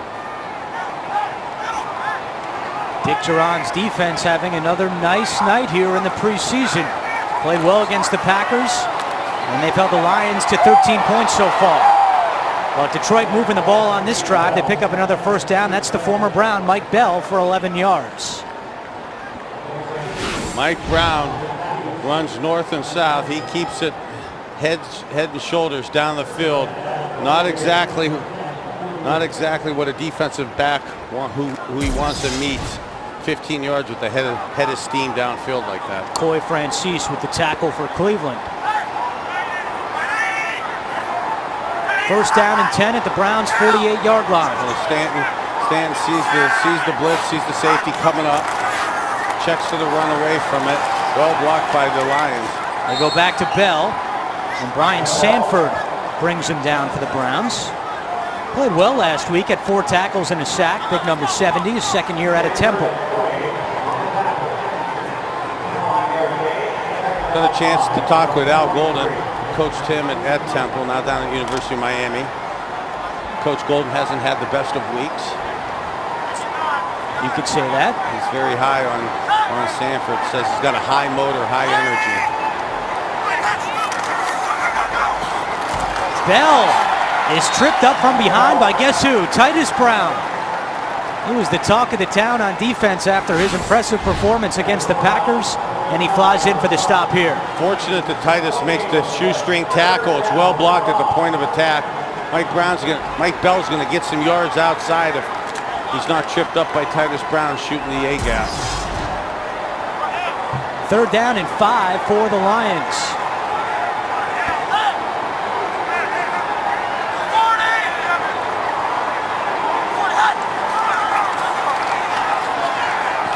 Stanton has it, I believe, intercepted, but they're saying it was a catch by the Lions. Either way, not good for a first down. Coy Francis almost had that ball. Said Hughes was able to wrestle it away from him. Good coverage, though, by Francis. Excellent coverage by Coy Francis. That's about as horrible a job of running a slant as a receiver could do. You cannot stop like that. You have to continue crossing the face of the cornerback. You hang your quarterback out on an island. You can see that hesitation, that one little stutter step there. He is not going to be well received in the quarterback room or by the offensive coaches for doing that. Donahue to kick to Dockery, standing at his 10-yard line. This is a high punt. Dockery lets it go, and it is caught at the 8-yard line and downed by the Lions. Anthony Madison makes that catch. We'll take a break. Cleveland 28, Detroit 13. Let's take a look at tonight's Pro Football Hall of Fame spotlight. Dante Lavelli, enshrined in 1975, a 3-time Pro Bowl selection. Look at those receiving yards, 6,488. Come to the Pro Football Hall of Fame in Canton to honor, preserve, educate, and promote. Back at Cleveland Browns Stadium, 1st and 10 for the Browns, deep in their own territory. Give it back to Armand Smith, who had that 81-yard touchdown in the last drive for the Browns, a one-play drive. They've had 2 nice one-play drives for touchdowns. The Armand Smith run and the 21-yard catch by Evan Moore. We do want to say a big hello to Jim Donovan, who is recovering at home, watching the game tonight. Jim is doing better and hoping to get back here just as soon as possible. So best wishes, as always, to Jim Donovan. I was pestering him with phone calls. Wallace in trouble, gets rid of it to Smith at the 10-yard line. Smith loses the football. It's loose on the ground, and they're fighting for it. What a shame. What a way to take away a good play. That 81-yard run. Making a mistake like that inside the 20. And it's Lions football. The Browns turn it over.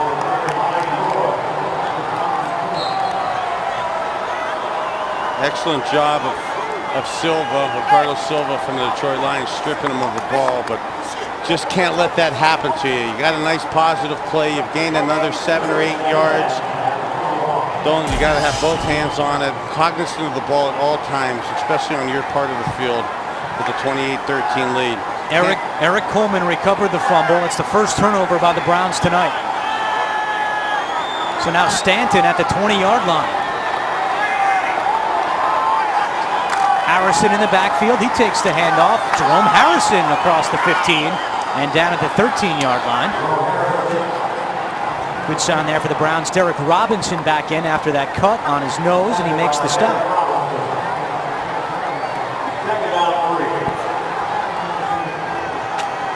Starting to see the Lions, Coach Schwartz talk about working on the running game. They're starting to try to establish the line of scrimmage with their secondary players on both sides here. Stovall in motion. Right back to Harrison. Trying to bounce it outside. Ben Trone is there, and he helps knock him out. Buster Screen also there for the Browns on defense. Buster Screen keeps showing up on plays. Keeps himself around the ball. It's been great for both Screen and Greg Little as rookies to go against each other in practice, getting those reps against each other during training camp. Screen is a scrappy guy. That's how the coaches describe him. It's a good test for Little each and every day. They fake it to Harrison. Stanton rolling out. And he's going to keep it himself, and he's dragged down from behind, and that's going to be a penalty on Titus Brown. They're saying it's a horse collar tackle on Brown.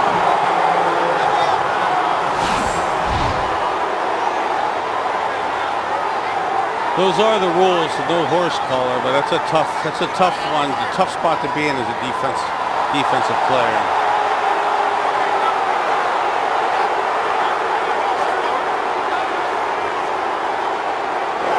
Personal foul, horse collar, defense, has to listen to the goal on that first down. It almost looked like you got the outside of the jersey, and again, it's a tough spot for a defensive guy. You don't want to miss the tackle on a quarterback. The abuse you would get by your teammates is just too much to miss a tackle on a QB, so you have to bring him down at all costs inside the 10-yard line. Browns fans don't like it. We've seen just about every penalty in the book here tonight. First and goal for the Lions. Harrison, ball is loose, and Harrison falls back on it. just botched the handoff there, and it's second down. Yeah, Andrew, I think you're exactly right. It wasn't hit, just bad quarterback exchange. You know, a lot of times the tailback is looking at his hole he has to hit, and he gets a little wider, stretches himself a little bit before the ball. Obviously, he's concerned with them 11 big guys trying to crush him on the other side of the ball, and you take your mind off the fundamentals. Chance of defense from the Browns crowd. Stanton throws to the end zone. It's caught for a touchdown. Stovall has 6 for Detroit. You can see Drew Stanton's arm strength. Stovall just settles in the zone on the double coverage, and that's 4 across quarters, cover 2 look, and Stanton zips it in there before the safety can get over and close the gap.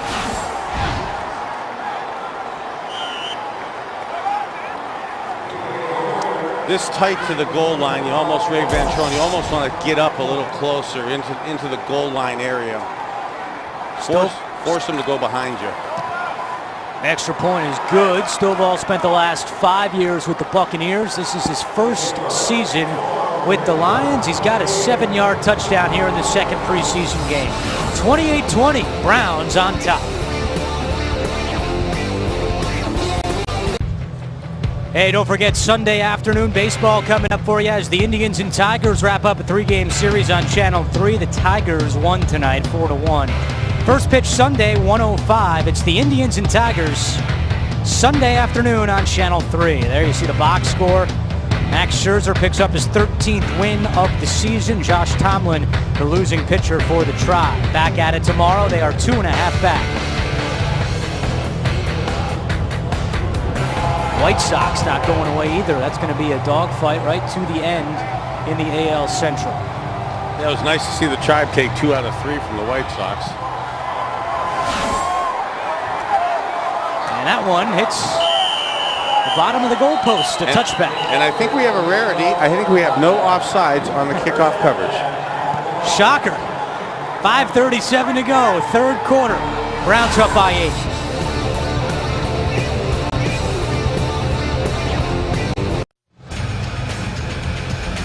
Beautiful Friday evening in Cleveland, and fans have come out in full force at Brown Stadium. Here's your fan cam.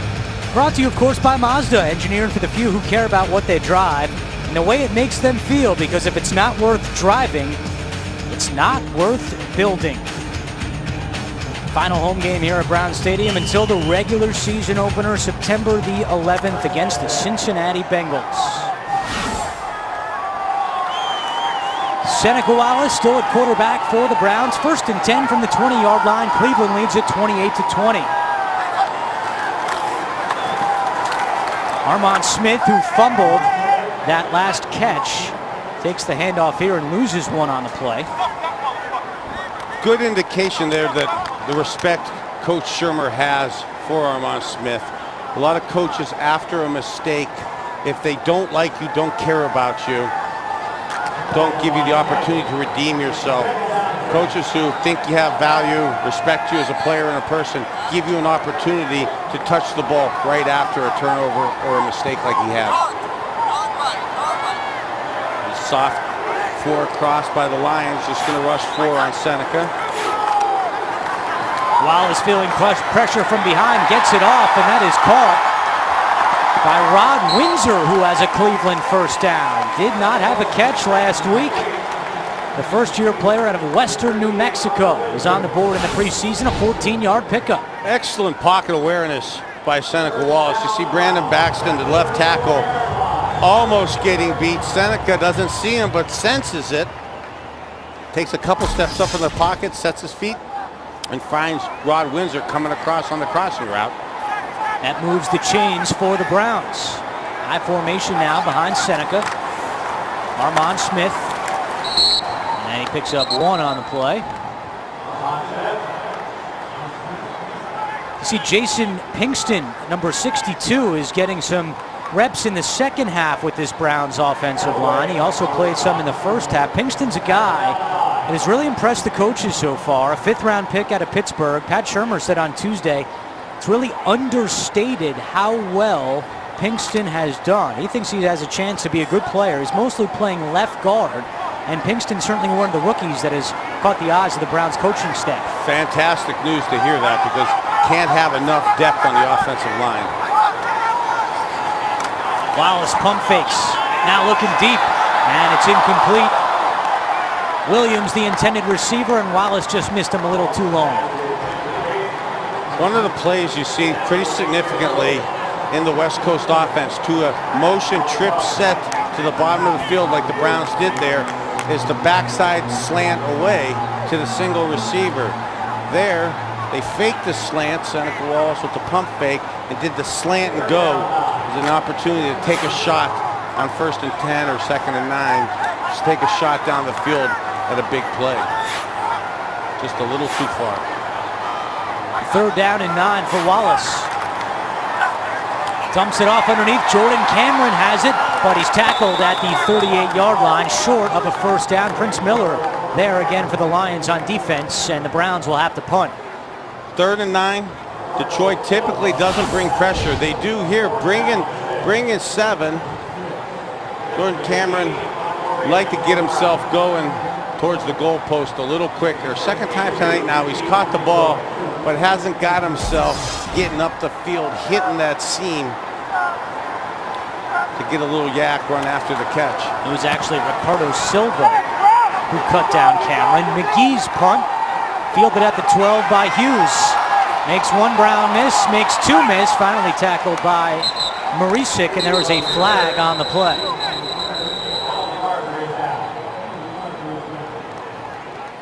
$50-yard punt for McGee, and we'll wait to hear from Mike Carey. He's been the 3rd member of our broadcast team tonight, Mike Carey. He's getting more airtime than us.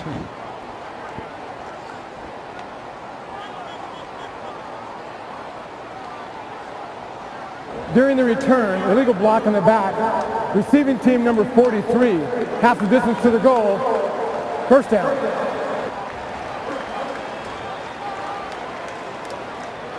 I'm dating myself here, but I was in the league when he was a rookie. One of the early games he had as a ref. Used to have a little bit of fun talking to the refs. Used to call him Rook. He didn't take too kindly to that. Did you give the refs a hard time a lot? Not a hard time, but you do talk with them a lot, especially the ones that like to chat a lot on the microphone and tend to call their teams referee teams that call a lot of penalties. Stovall slides, and it's a catch at the 43-yard line. Once again, Maurice Stovall working the sideline. He picks up 34 on the play. Yeah, James Dockery now getting moved back out to corner in man press coverage.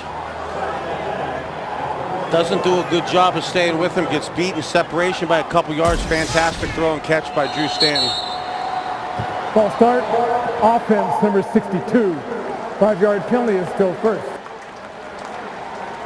Kirk Chambers, 7th-year player out of Stanford, 6'7", 315 pounds.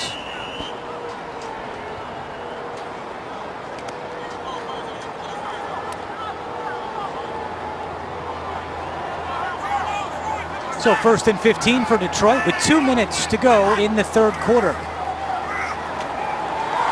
Mike Bell gets back to the line of scrimmage.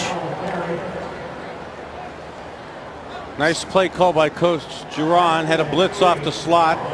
Buster Scrine comes down and collapses it. Makes the tackle on a play.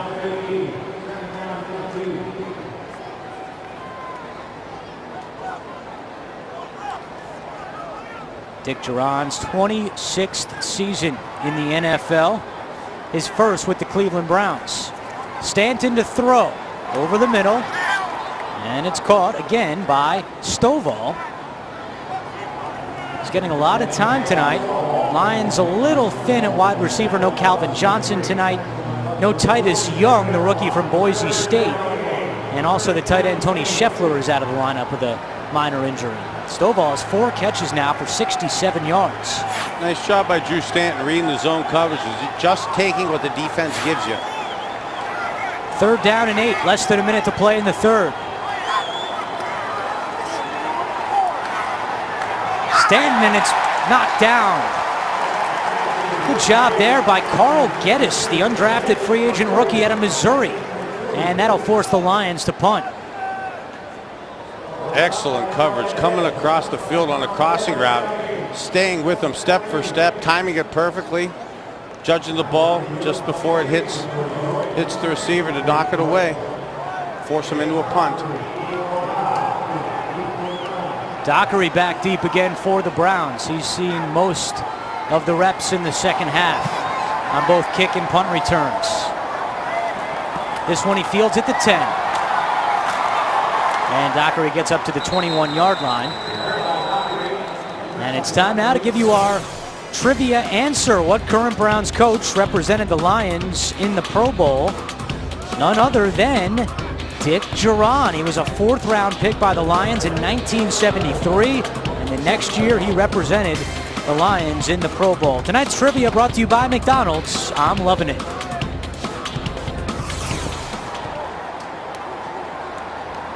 There's Duran.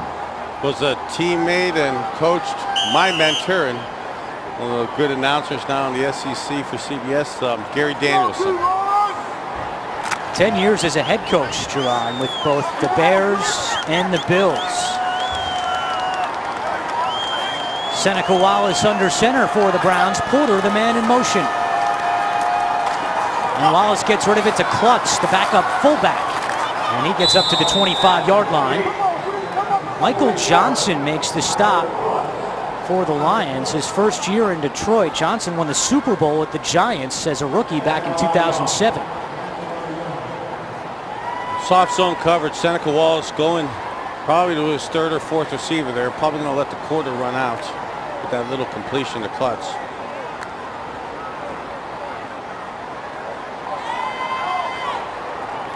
So the big play in that third quarter, an 81-yard touchdown run by Armand Smith. He did fumble the next time, but still one for the highlight reel for Armand Smith. After 3, the Browns 28, the Lions 20. Will come back with the fourth quarter right after this on Channel 3.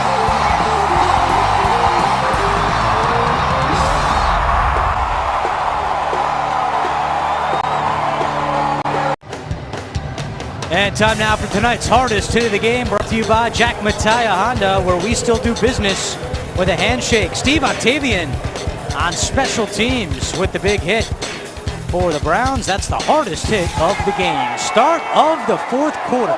And the Browns have a 28-20 lead, trying to improve to 2-0 on the preseason. Wallace pitches it to Smith. And we have a flag that flies into the play. Haven't heard that tonight.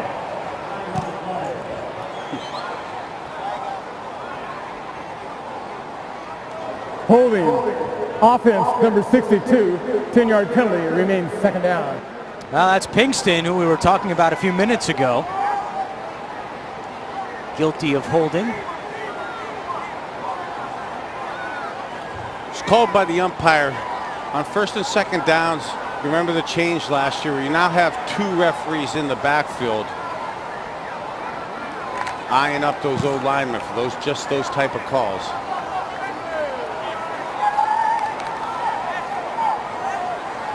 Second and 16 for the Browns, and they are pushed back now to the 15-yard line. Armand Smith continues to get a look in the backfield. He's the lone setback. And they give it to Smith on a delay. Smith gets up to the 20, he loses the football again, and the Lions have it. Tried to stretch out for that extra yard, that extra effort. Well, Armand Smith, after the 81-yard touchdown, has now coughed it up twice.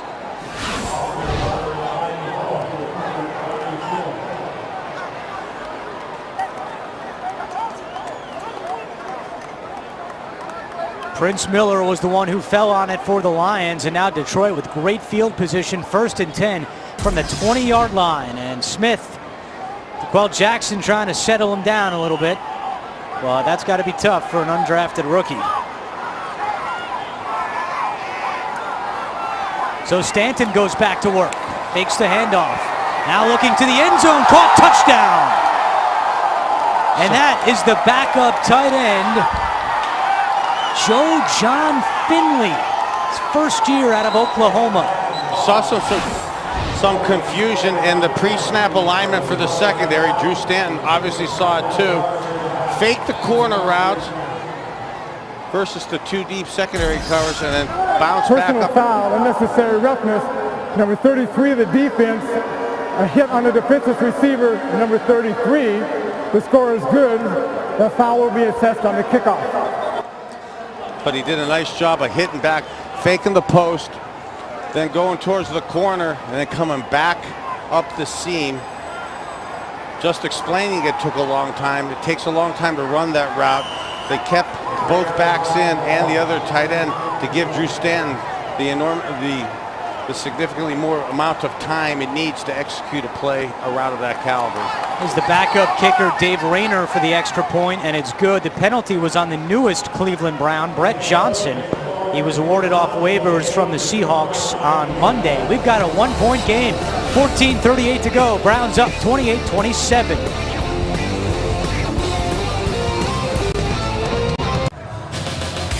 Let's take a look at the quarterback stats brought to you by Lincoln. It's not just luxury, it's smarter than that. Feel smarter at Lincoln.com. Colt McCoy, 10 for 18, 96 yards and the 3 touchdowns. Took a bunch of hits tonight. And so far, Seneca Wallace, 6 for 8 for 40 yards. We'll see if Wallace comes out for this offensive possession for the Browns, or if Jared Brown gets his chance in there. You know, when you're having a good preseason, when your worst game was the 120 quarterback rating, well, that's a 30-point drop from the 151 last week. Pretty good start for McCoy, but also, Bernie, he'll have a lot of film to watch as to how he reacted to the Lions' pressure tonight, because he did look uncomfortable for a time in the first and second quarter. Quinn Porter fields that one, and it's a touchback.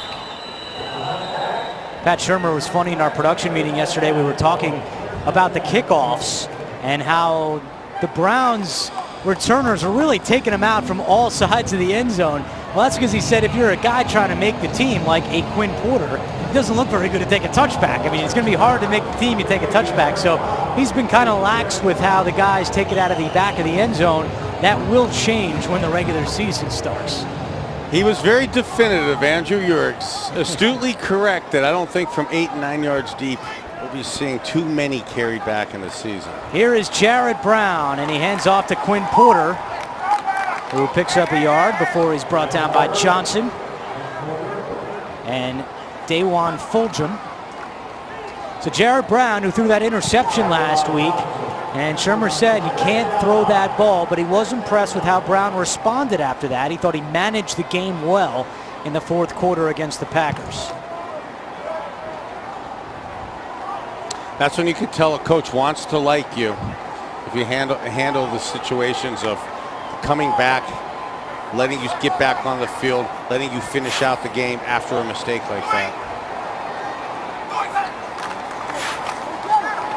Browns go back on the ground. Porter trying to fight for some extra yards.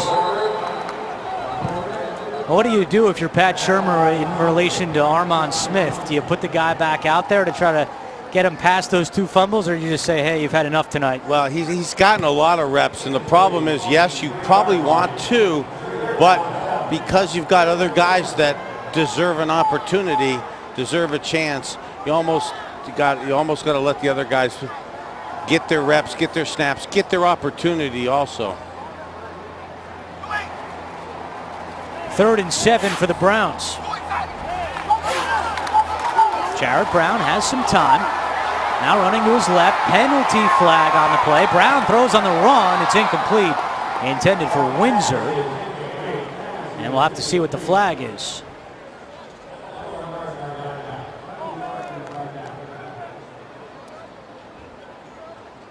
There are 2 fouls on the play, both on the offense, both of them holding. 75 and 63. 10-yard penalty is still 3rd down. The penalty is declined, 4th down. That's Pat Murray, 75, and Brandon Baxton, 63. Baxton, a Youngstown native. Before we got the holding calls by the ref, you saw Coach Whipple talking Talking to our young QB, Jared Brown, about why did you leave the pocket. You could see that happen sometimes with a young quarterback. Feeling pressure from the outside, instead of stepping up and being composed in the middle of the pocket, they tend to tuck it and run. Now McGee with not one of his better punts, although it takes a Browns bounce and hits one of the Lions, but he's able to recover. That was Marcus Harris who had it hit him, and then Harris, thankfully for him, fell on it. Time for a break. 28-27, Browns on top on Channel 3.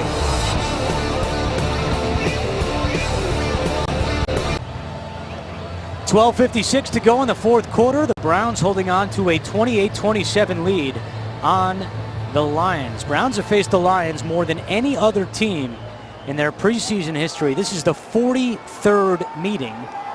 Last year, the Lions won in Detroit 35-27. Eric Wright had a 44-yard fumble return for a touchdown as a member of the Browns. Tonight with the Lions. And Detroit, with its fourth quarterback of the night, Zach Robinson is in, and on his first pass, he connects with Joe John Finley, who just caught that touchdown. Robinson is a former 7th-round pick of the Patriots, second-year player out of Oklahoma State. He has not played in an NFL game. Did have a touchdown pass last week against the Bengals. And getting a look here for head coach Jim Schwartz. 2nd down and 3. Keep it on the ground to Mike Bell. And he has a first down. Schwartz was very pleased with his 4 quarterbacks last week. He used all 4. They combined 23 for 33, 280 yards and 3 touchdowns. Robinson trying to fight to make this team. What were your thoughts on Matthew Stafford, Bernie, and his potential this season if he can stay healthy? Well, Andrew, I'm a huge fan of Matthew Stafford. You hit it right on the head, though. His ability to stay healthy. With the shoulder injury last year, interrupted a fantastic start to the season. We had 6 touchdowns and 1 interception. But he's a big-time NFL quarterback. Again, if he can fight the injury bug, this is as good a team as he's been on in his first few years in the league. Kind of chuckling about Zach Robinson for the history buffs. He was one of the QBs on Coach Gundy for Oklahoma State's roster when he won on that memorable post-game tirade about, "I'm 40, I am a man." Robinson with a 14-yard gain. This time, Austin English wraps up Ian Johnson in the backfield for a loss. English also had a sack last week in the fourth quarter.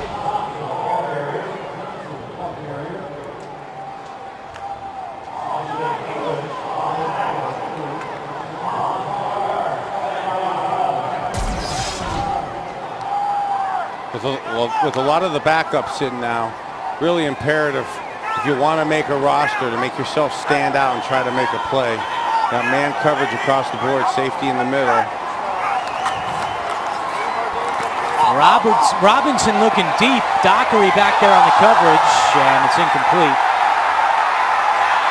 Hughes was the receiver. That's excellent coverage for a rookie. Dockery wanted offensive pass interference. Might have a case. Outstanding job by Dockery, but being offensive oriented, that's the type of route by a receiver that's not going to get you on an NFL roster. You cannot run a fade with that little aggressiveness. 3rd down and 11 for Robinson in the Lions offense. And it's caught over the middle, short of a first down, to Tim Toon, first-year player out of Weber State. Nice understanding of the offense. Browns brought strong blitz. Zach Robinson reads it, throws to his hot receiver. They get 10 yards, don't make the first down, but get him close enough to put him in field goal range. Give him an opportunity to take the lead here in the fourth quarter. He's the backup Dave Rayner getting a chance in the second half. He made a 44-yard field goal last week. And this is for 48 yards. And Rayner's kick is good. And the Lions take the lead, 30-28. Jim Schwartz likes what he sees. So with 9:51 to go in the fourth quarter now, the Browns now are behind by 2, 30-28. Welcome back. Let's take a look at the play of the game, brought to you by Time Warner Cable Wideband Internet. Experience our fastest internet ever. Armand Smith was pretty fast on this play, an 81-yard touchdown. The highlight of his night before the 2 fumbles after that, but big play for Smith there. And that's our play of the night. Armand Smith on the sideline right now as the Browns trail by 2, 30-28, with 9:51 to go in the fourth quarter. You know, Armand Smith, a fantastic play there, well blocked at the line of scrimmage. Good teaching point for young players. You know, he probably started feeling good, feeling comfortable with himself after making a fantastic play. Probably let his concentration level get down a little bit and makes the 2 mistakes post that excellent run. Well, Quinn Porter wanted to take that one out, and Ramsey Robinson said, you're not going to be able to do that. So the Browns will take it at the 20-yard line. Jarrett Brown back on the field for the Browns at quarterback. Hey, this is an opportunity for a young quarterback now. Fourth quarter, second preseason game. Could be the last time you're going to get a chance to play this preseason. You need to know that and try to take advantage of this. Despite what plays are called, you need to have the confidence in yourself to try to get something done now. Put a drive together. Brown will throw on first down, and it's incomplete. Jordan Cameron was the guy Brown was looking for, but it was out of his reach. The timing's just not there with the third and fourth guys like this. And Bernie, you look ahead to the third game next Thursday, you would expect the starters to play at least into the second half, which will limit the reps of the backups. Wake up, Colt, we're not done yet. This is a chance now in the fourth quarter where some of these guys fighting for jobs might not get those opportunities next Thursday. Exactly what I'm talking about, Andrew. This could be these guys on the field's last chance to make the roster. Quinn Porter off to the races. There is a flag on the play there. They got him for holding on the left side.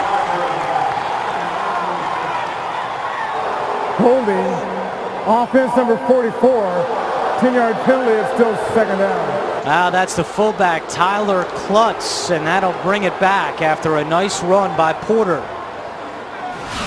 Again, that's the umpire that used to be in the linebacker area. It's now behind the line of scrimmage.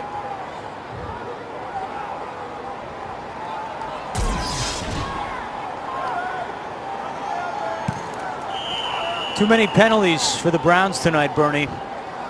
Yep, too many penalties for both teams. I think Coach Holmgren has summed it up good at halftime, saying it's nice to have 21 points, nice to have 3 touchdown passes, but a lot of mistakes, a lot of discipline mistakes that you got to get out of your system, get rectified before the regular season starts.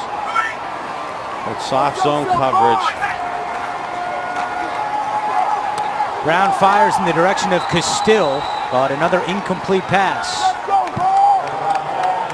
Jared Brown's throwing these slants, throwing these crossing routes like it's man coverage and leading them just a shade too much. The receivers are running them a little under control, slowing down within the zones, within the voids. They're just about a foot to 2 feet off target. So third down and 18 now for the Browns. The receivers are Windsor, Matthews, and Castile. Brown in the shotgun. And now he's flushed out of the pocket. Trying to throw on the run. May have stepped out of bounds. And there is a flag. Right where Brown went out of bounds.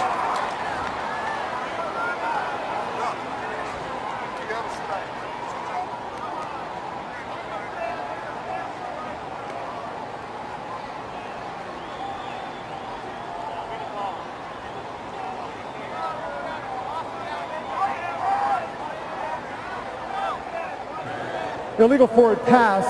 Offense number 3 was beyond the line of scrimmage when he threw it. It's a 5-yard penalty plus a loss of down, 4th down. So Jared Brown heads back to the bench, and the Browns will have to punt once again. Look at that. A dozen penalties apiece. McGee in his own end zone. And Nate Hughes is back deep.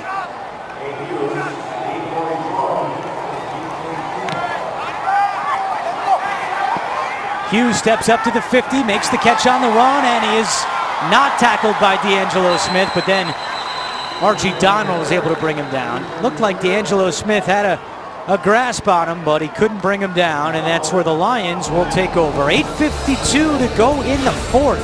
A 2-point game at Cleveland Browns Stadium.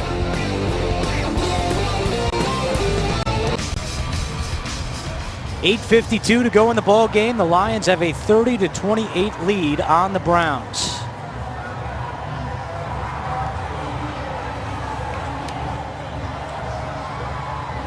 Going to see Detroit try to probably run the ball and keep the clock moving. I think from Dick Duran, you're going to see a steady dose of some man coverage and that extra safety up in the box, not letting it be easy on him to just run the ball as the safety creeps up towards the tight end. The give is to Ian Johnson, trying to make this team as a backup running back. First-year player out of Boise State. You may remember Ian from the 2007 Fiesta Bowl when they beat Oklahoma. Johnson was the guy that scored on the 2-point conversion Statue of Liberty play. And then proposed. And then proposed to his girlfriend, a Boise State cheerleader after. That was just an incredible game. I mean, incredible play right there on the 2-point conversion. And then in the post-game interview, Johnson got down on one knee and proposed to his now wife. What a story that was. A holding on Detroit there. Left guard dragging down the nose tackle. And that'll bring back the run by Johnson. Holding, offense number 72, 10-yard penalty, is still second down. And Andrew, let me just say the last thing on that Fiesta Bowl. That was an exciting game, unless you're from Youngstown, Ohio, and you're friends with the Stoops family. Not so good then. Then it wasn't as good.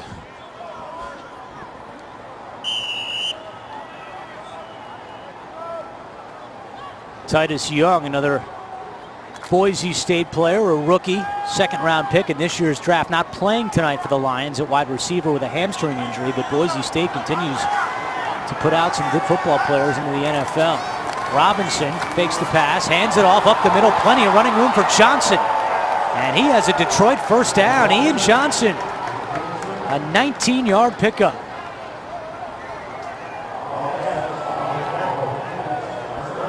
Given the injuries that Detroit's also had at their running back position, this is a golden opportunity for Ian Johnson, taking advantage of it so far.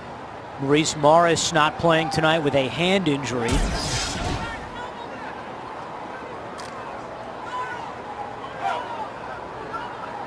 And that's really what everyone's talking about with the Lions. You know they have all the talent in the world with Stafford and Calvin Johnson and some solid tight ends. It's the running game that they're most concerned about. Hand it back to Johnson. And not much doing there. Schafering and Gordon make the tackle for the Browns. Last year, the Lions averaged 100 yards rushing per game. And as we told you in the first game of the preseason, they only averaged 2.1 on the ground. Coach Schwartz had to find something to whine about with the 34-3 victory like he had against the Bengals. Trying to improve to 2-0, and the Lions host the Patriots in week 3 of the preseason next Saturday in Detroit. 6:25 to go in the fourth quarter. Johnson fights through the line and gets into the defensive secondary. Dockery brings him down. 8-yard pickup for Johnson. Well, again, there's a lot of opportunities for these Browns backups on defense. No Fujita, no Gokong tonight.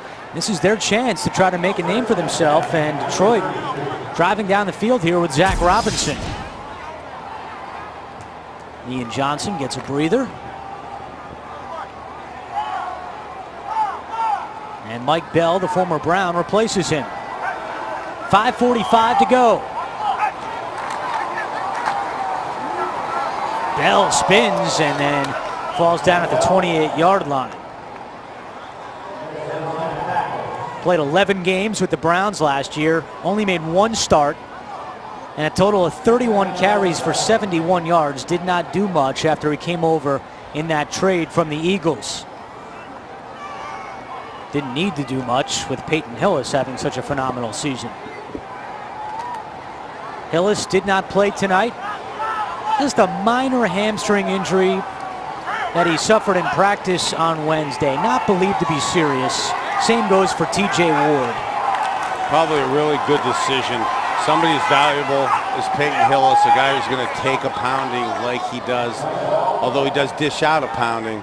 You want him healthy, and those little injuries that you could accumulate in training camp, if you're able to get him healed up, get him rectified, better off doing it that way than to waste snaps, waste reps, waste days being hit in training camp and aggravating those type injuries. Really was an interesting week at Browns practice on Monday. Pat Shurmur said we moved around like a bunch of cattle. They were sore from that first game. Tuesday was celebrity watch in Berea, as on third down, the Lions are close to a first down. Jim Tressel, Lloyd Carr, and Cavaliers GM Chris Grant in the house on Tuesday. Carr actually recruited Pat Shurmur to come to Michigan, and Shurmur went to Michigan State. Then on Wednesday, all of the focus was on red zone repetitions. Browns ran about 50 snaps of red zone plays on Wednesday. That was something Pat Shurmur wanted to focus on this week. So really a busy week in Berea.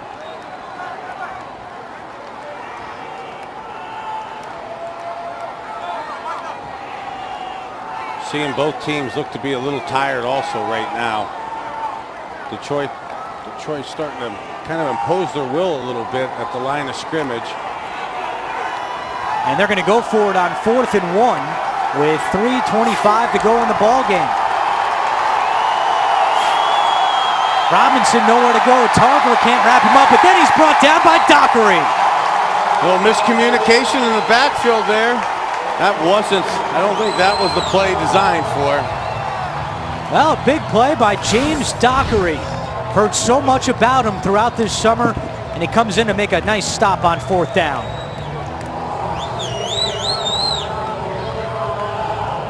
See Jared Brown get a chance now to run a version of the 2-minute drill here. And Bernie, one more on Dockery before the offense takes over. That's got to be a good sign if they're giving him reps at safety now. I mean, to come in as a corner and now to get added reps at safety, they see something in Dockery to try to keep him around. Yep, and they're taking a step further on just about every special team. All right, 3:18 to go. Browns down by 2. Jarrett Brown under center. 3-step drop, throws over the middle, high and incomplete. Jordan Cameron was there, but Brown missed him. And rooting for the young kid. He has him. Zone coverage, nice read. Got to get his feet set, follow through on that. Something that wide open. You want to hit him between the 8 and the 4. Tonight's attendance, 56,004. Which is 1,000 less than last week. 57,000 the announced crowd a week ago against the Packers. Good crowd, beautiful night here in Cleveland. 3:15 to go, 2nd and 10. Armand Smith is back in the game, and Brown was looking for him. Smith fell down, so Brown keeps it. He's got a little bit of room, and he loses the football. Jared Brown fumbles, and the Lions say they have it.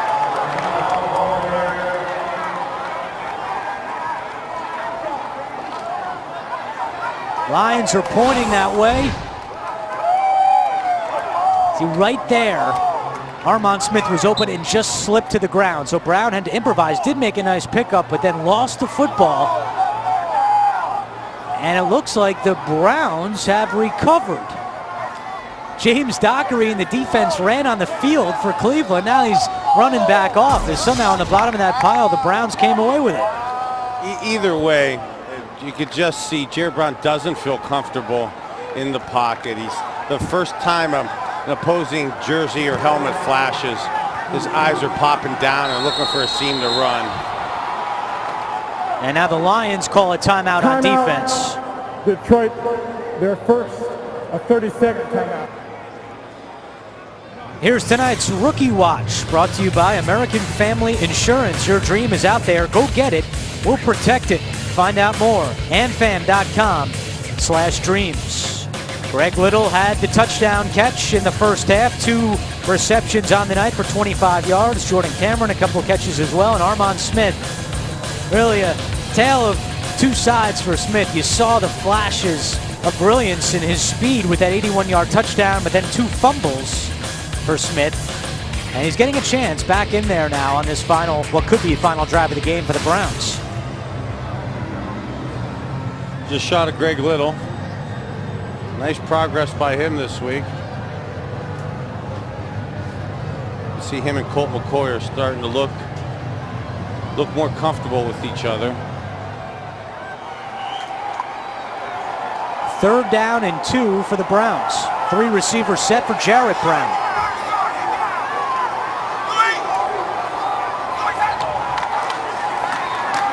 Smith right up the gut, and he is stuffed. Yeah, I don't want to be too hard on our young quarterback, but you got to have command and understanding the offense, and as important and understanding. Timeout. Cleveland, their first. And 30-second timeout. And as important and understanding what they're doing defensively.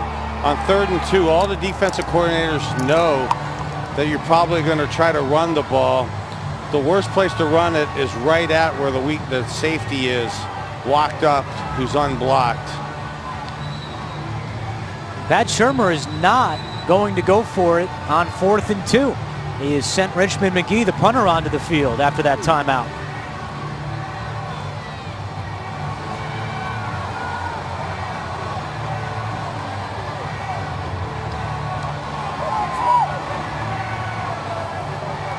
Let's take a quick look at the quarterback stats, brought to you by Lincoln. It's not just luxury, it's smarter than that. Feel smarter at Lincoln.com. Colt McCoy, the 3 touchdown passes in the first half, 10 of 18 for 96 yards.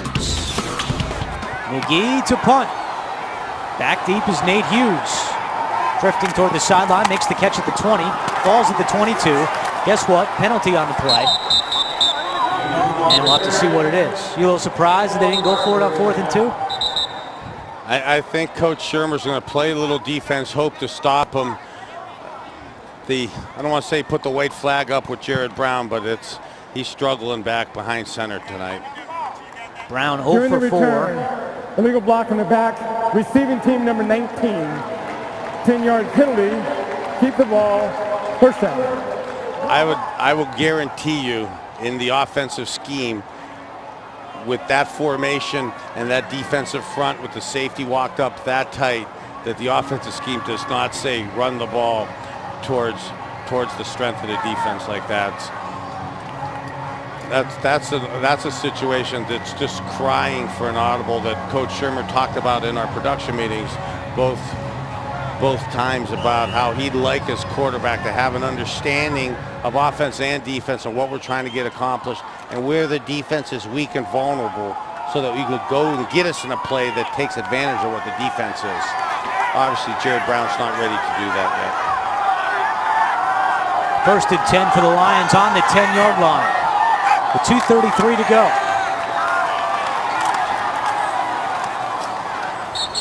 Mike Bell pushing forward. Titus Brown pushing after the play.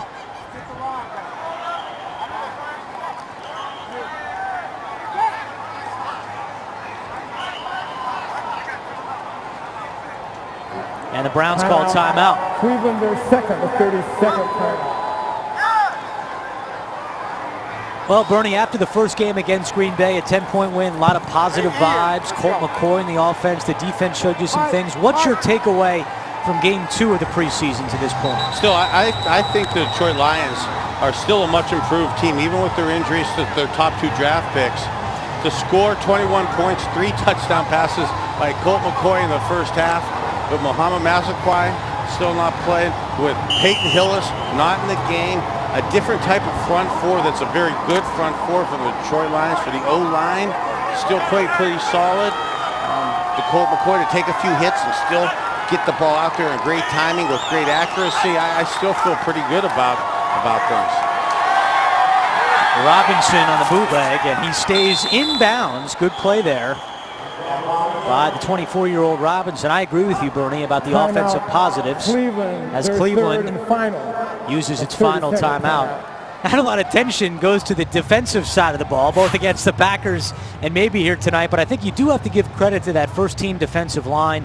Jabal Sheard had a real good game up front. Yeah, especially talking about the pregame show like we did with 4 defensive starters out of the game. You know, we're now granted, maybe if it was a regular season game, they would have played some, but to have 4 11s of your defensive starters not in there and the defensive line to improve off of last week's strong performance definitely is a positive. The 4 starters out: Fujita, Gokong, Usama Young, who has not played yet in the preseason, and TJ Ward. None of those injuries are believed to be overly serious. Maybe Young the most, since he's been held out of practice and hasn't played. But Ward, Fujita, and Gokong, who did miss the first game as well, not expected to miss too much time, if any more. A little shot of Joe Hayden on the sideline. Had a lot of fun with him in the offseason. We were both taking credit for the ping pong balls popping our way with the Cavaliers. Yeah, that worked out pretty well. A good luck charm. 3rd down and 1 for the Lions. And it looks like Detroit has just enough for a first down. Ian Johnson on the carry. Browns think they may have stopped him short, but Mike Carey begs to differ. First down for Detroit, and that brings us to the 2-minute warning. Browns have no timeouts remaining, and they trail by 2, 30-28 at the 2-minute warning. And welcome back to Cleveland Browns Stadium. 2-minute warning, and the Lions lead at 30-28. Let's go down to the sideline. Dave Chudowski standing by with a Jeep sideline report. Hey, Dave. Hey, Andrew, you know, you have to love Colt McCoy and the 3 touchdowns, but in the second half, I watched him on the sideline, and I love to watch his leadership. 1 minute, he's talking to the quarterbacks. Next minute, he's talking to the coaches he's learning. Then he's talking to a young guy like Marisic and telling him what he needs to do. Then he's talking to the defensive backs. Then it's the offensive linemen, and I know, Bernie, you know that's a smart move. Well, Dave, we caught him during one of those yawning sessions. But us quarterbacks do love to chit-chat a little bit. And you're exactly right. It is imperative for a young quarterback to maneuver around the whole locker room. You know, in meetings, you tend to be with the receivers, the quarterbacks, the 7-on-7 group, and it's really important that the whole team gets a chance to know you and know a little bit of your personality. You know, last year for Colt McCoy, he came in as the rookie, and, you know, nobody knew too much about him. He wasn't playing very much at the beginning of the season. He was used to being a leader at Texas. He had to take a back seat. Well, Evan Moore said, you know, I thought Colt wasn't being himself. He was very uncomfortable not being in that leadership role. But when he got the starting job, McCoy's demeanor changed a little bit, and you saw that really on display this offseason, organizing the Camp Colts, taking direction of this offense, taking direction of this team, and he's emerging as a leader for the Browns. Yeah, that's well said, Andrew. It's perfectly said, actually. It's hard to be the unquestioned, definitive leader when you're a rookie and you basically were told you're not going to play most of the year. With the injuries that transpired and the way the season transpired, he ended up playing, but it was not towards the end of the year. Now having the whole offseason to kind of ingrain himself with the team, you can see the difference. Lions take a knee, and that will do it. Browns had the lead at the half, but Detroit played well in the second half, and they beat Pat Shurmur and the Browns 30-28. Shurmur and Schwartz share a handshake at midfield. Do want to thank our spotters tonight, Randy Bailey and Mark D'Addario, the entire crew here at Channel 3. So the Browns suffer their first loss of the preseason. They are back at it Thursday night. Their final 2 games are on the road. Thursday against the Eagles, and then they wrap things up September 1st at the Chicago Bears. We will take a break. We'll come back with a post-game report. Once again, the final score, Detroit 30, Cleveland 28. Much more coming your way on Channel 3.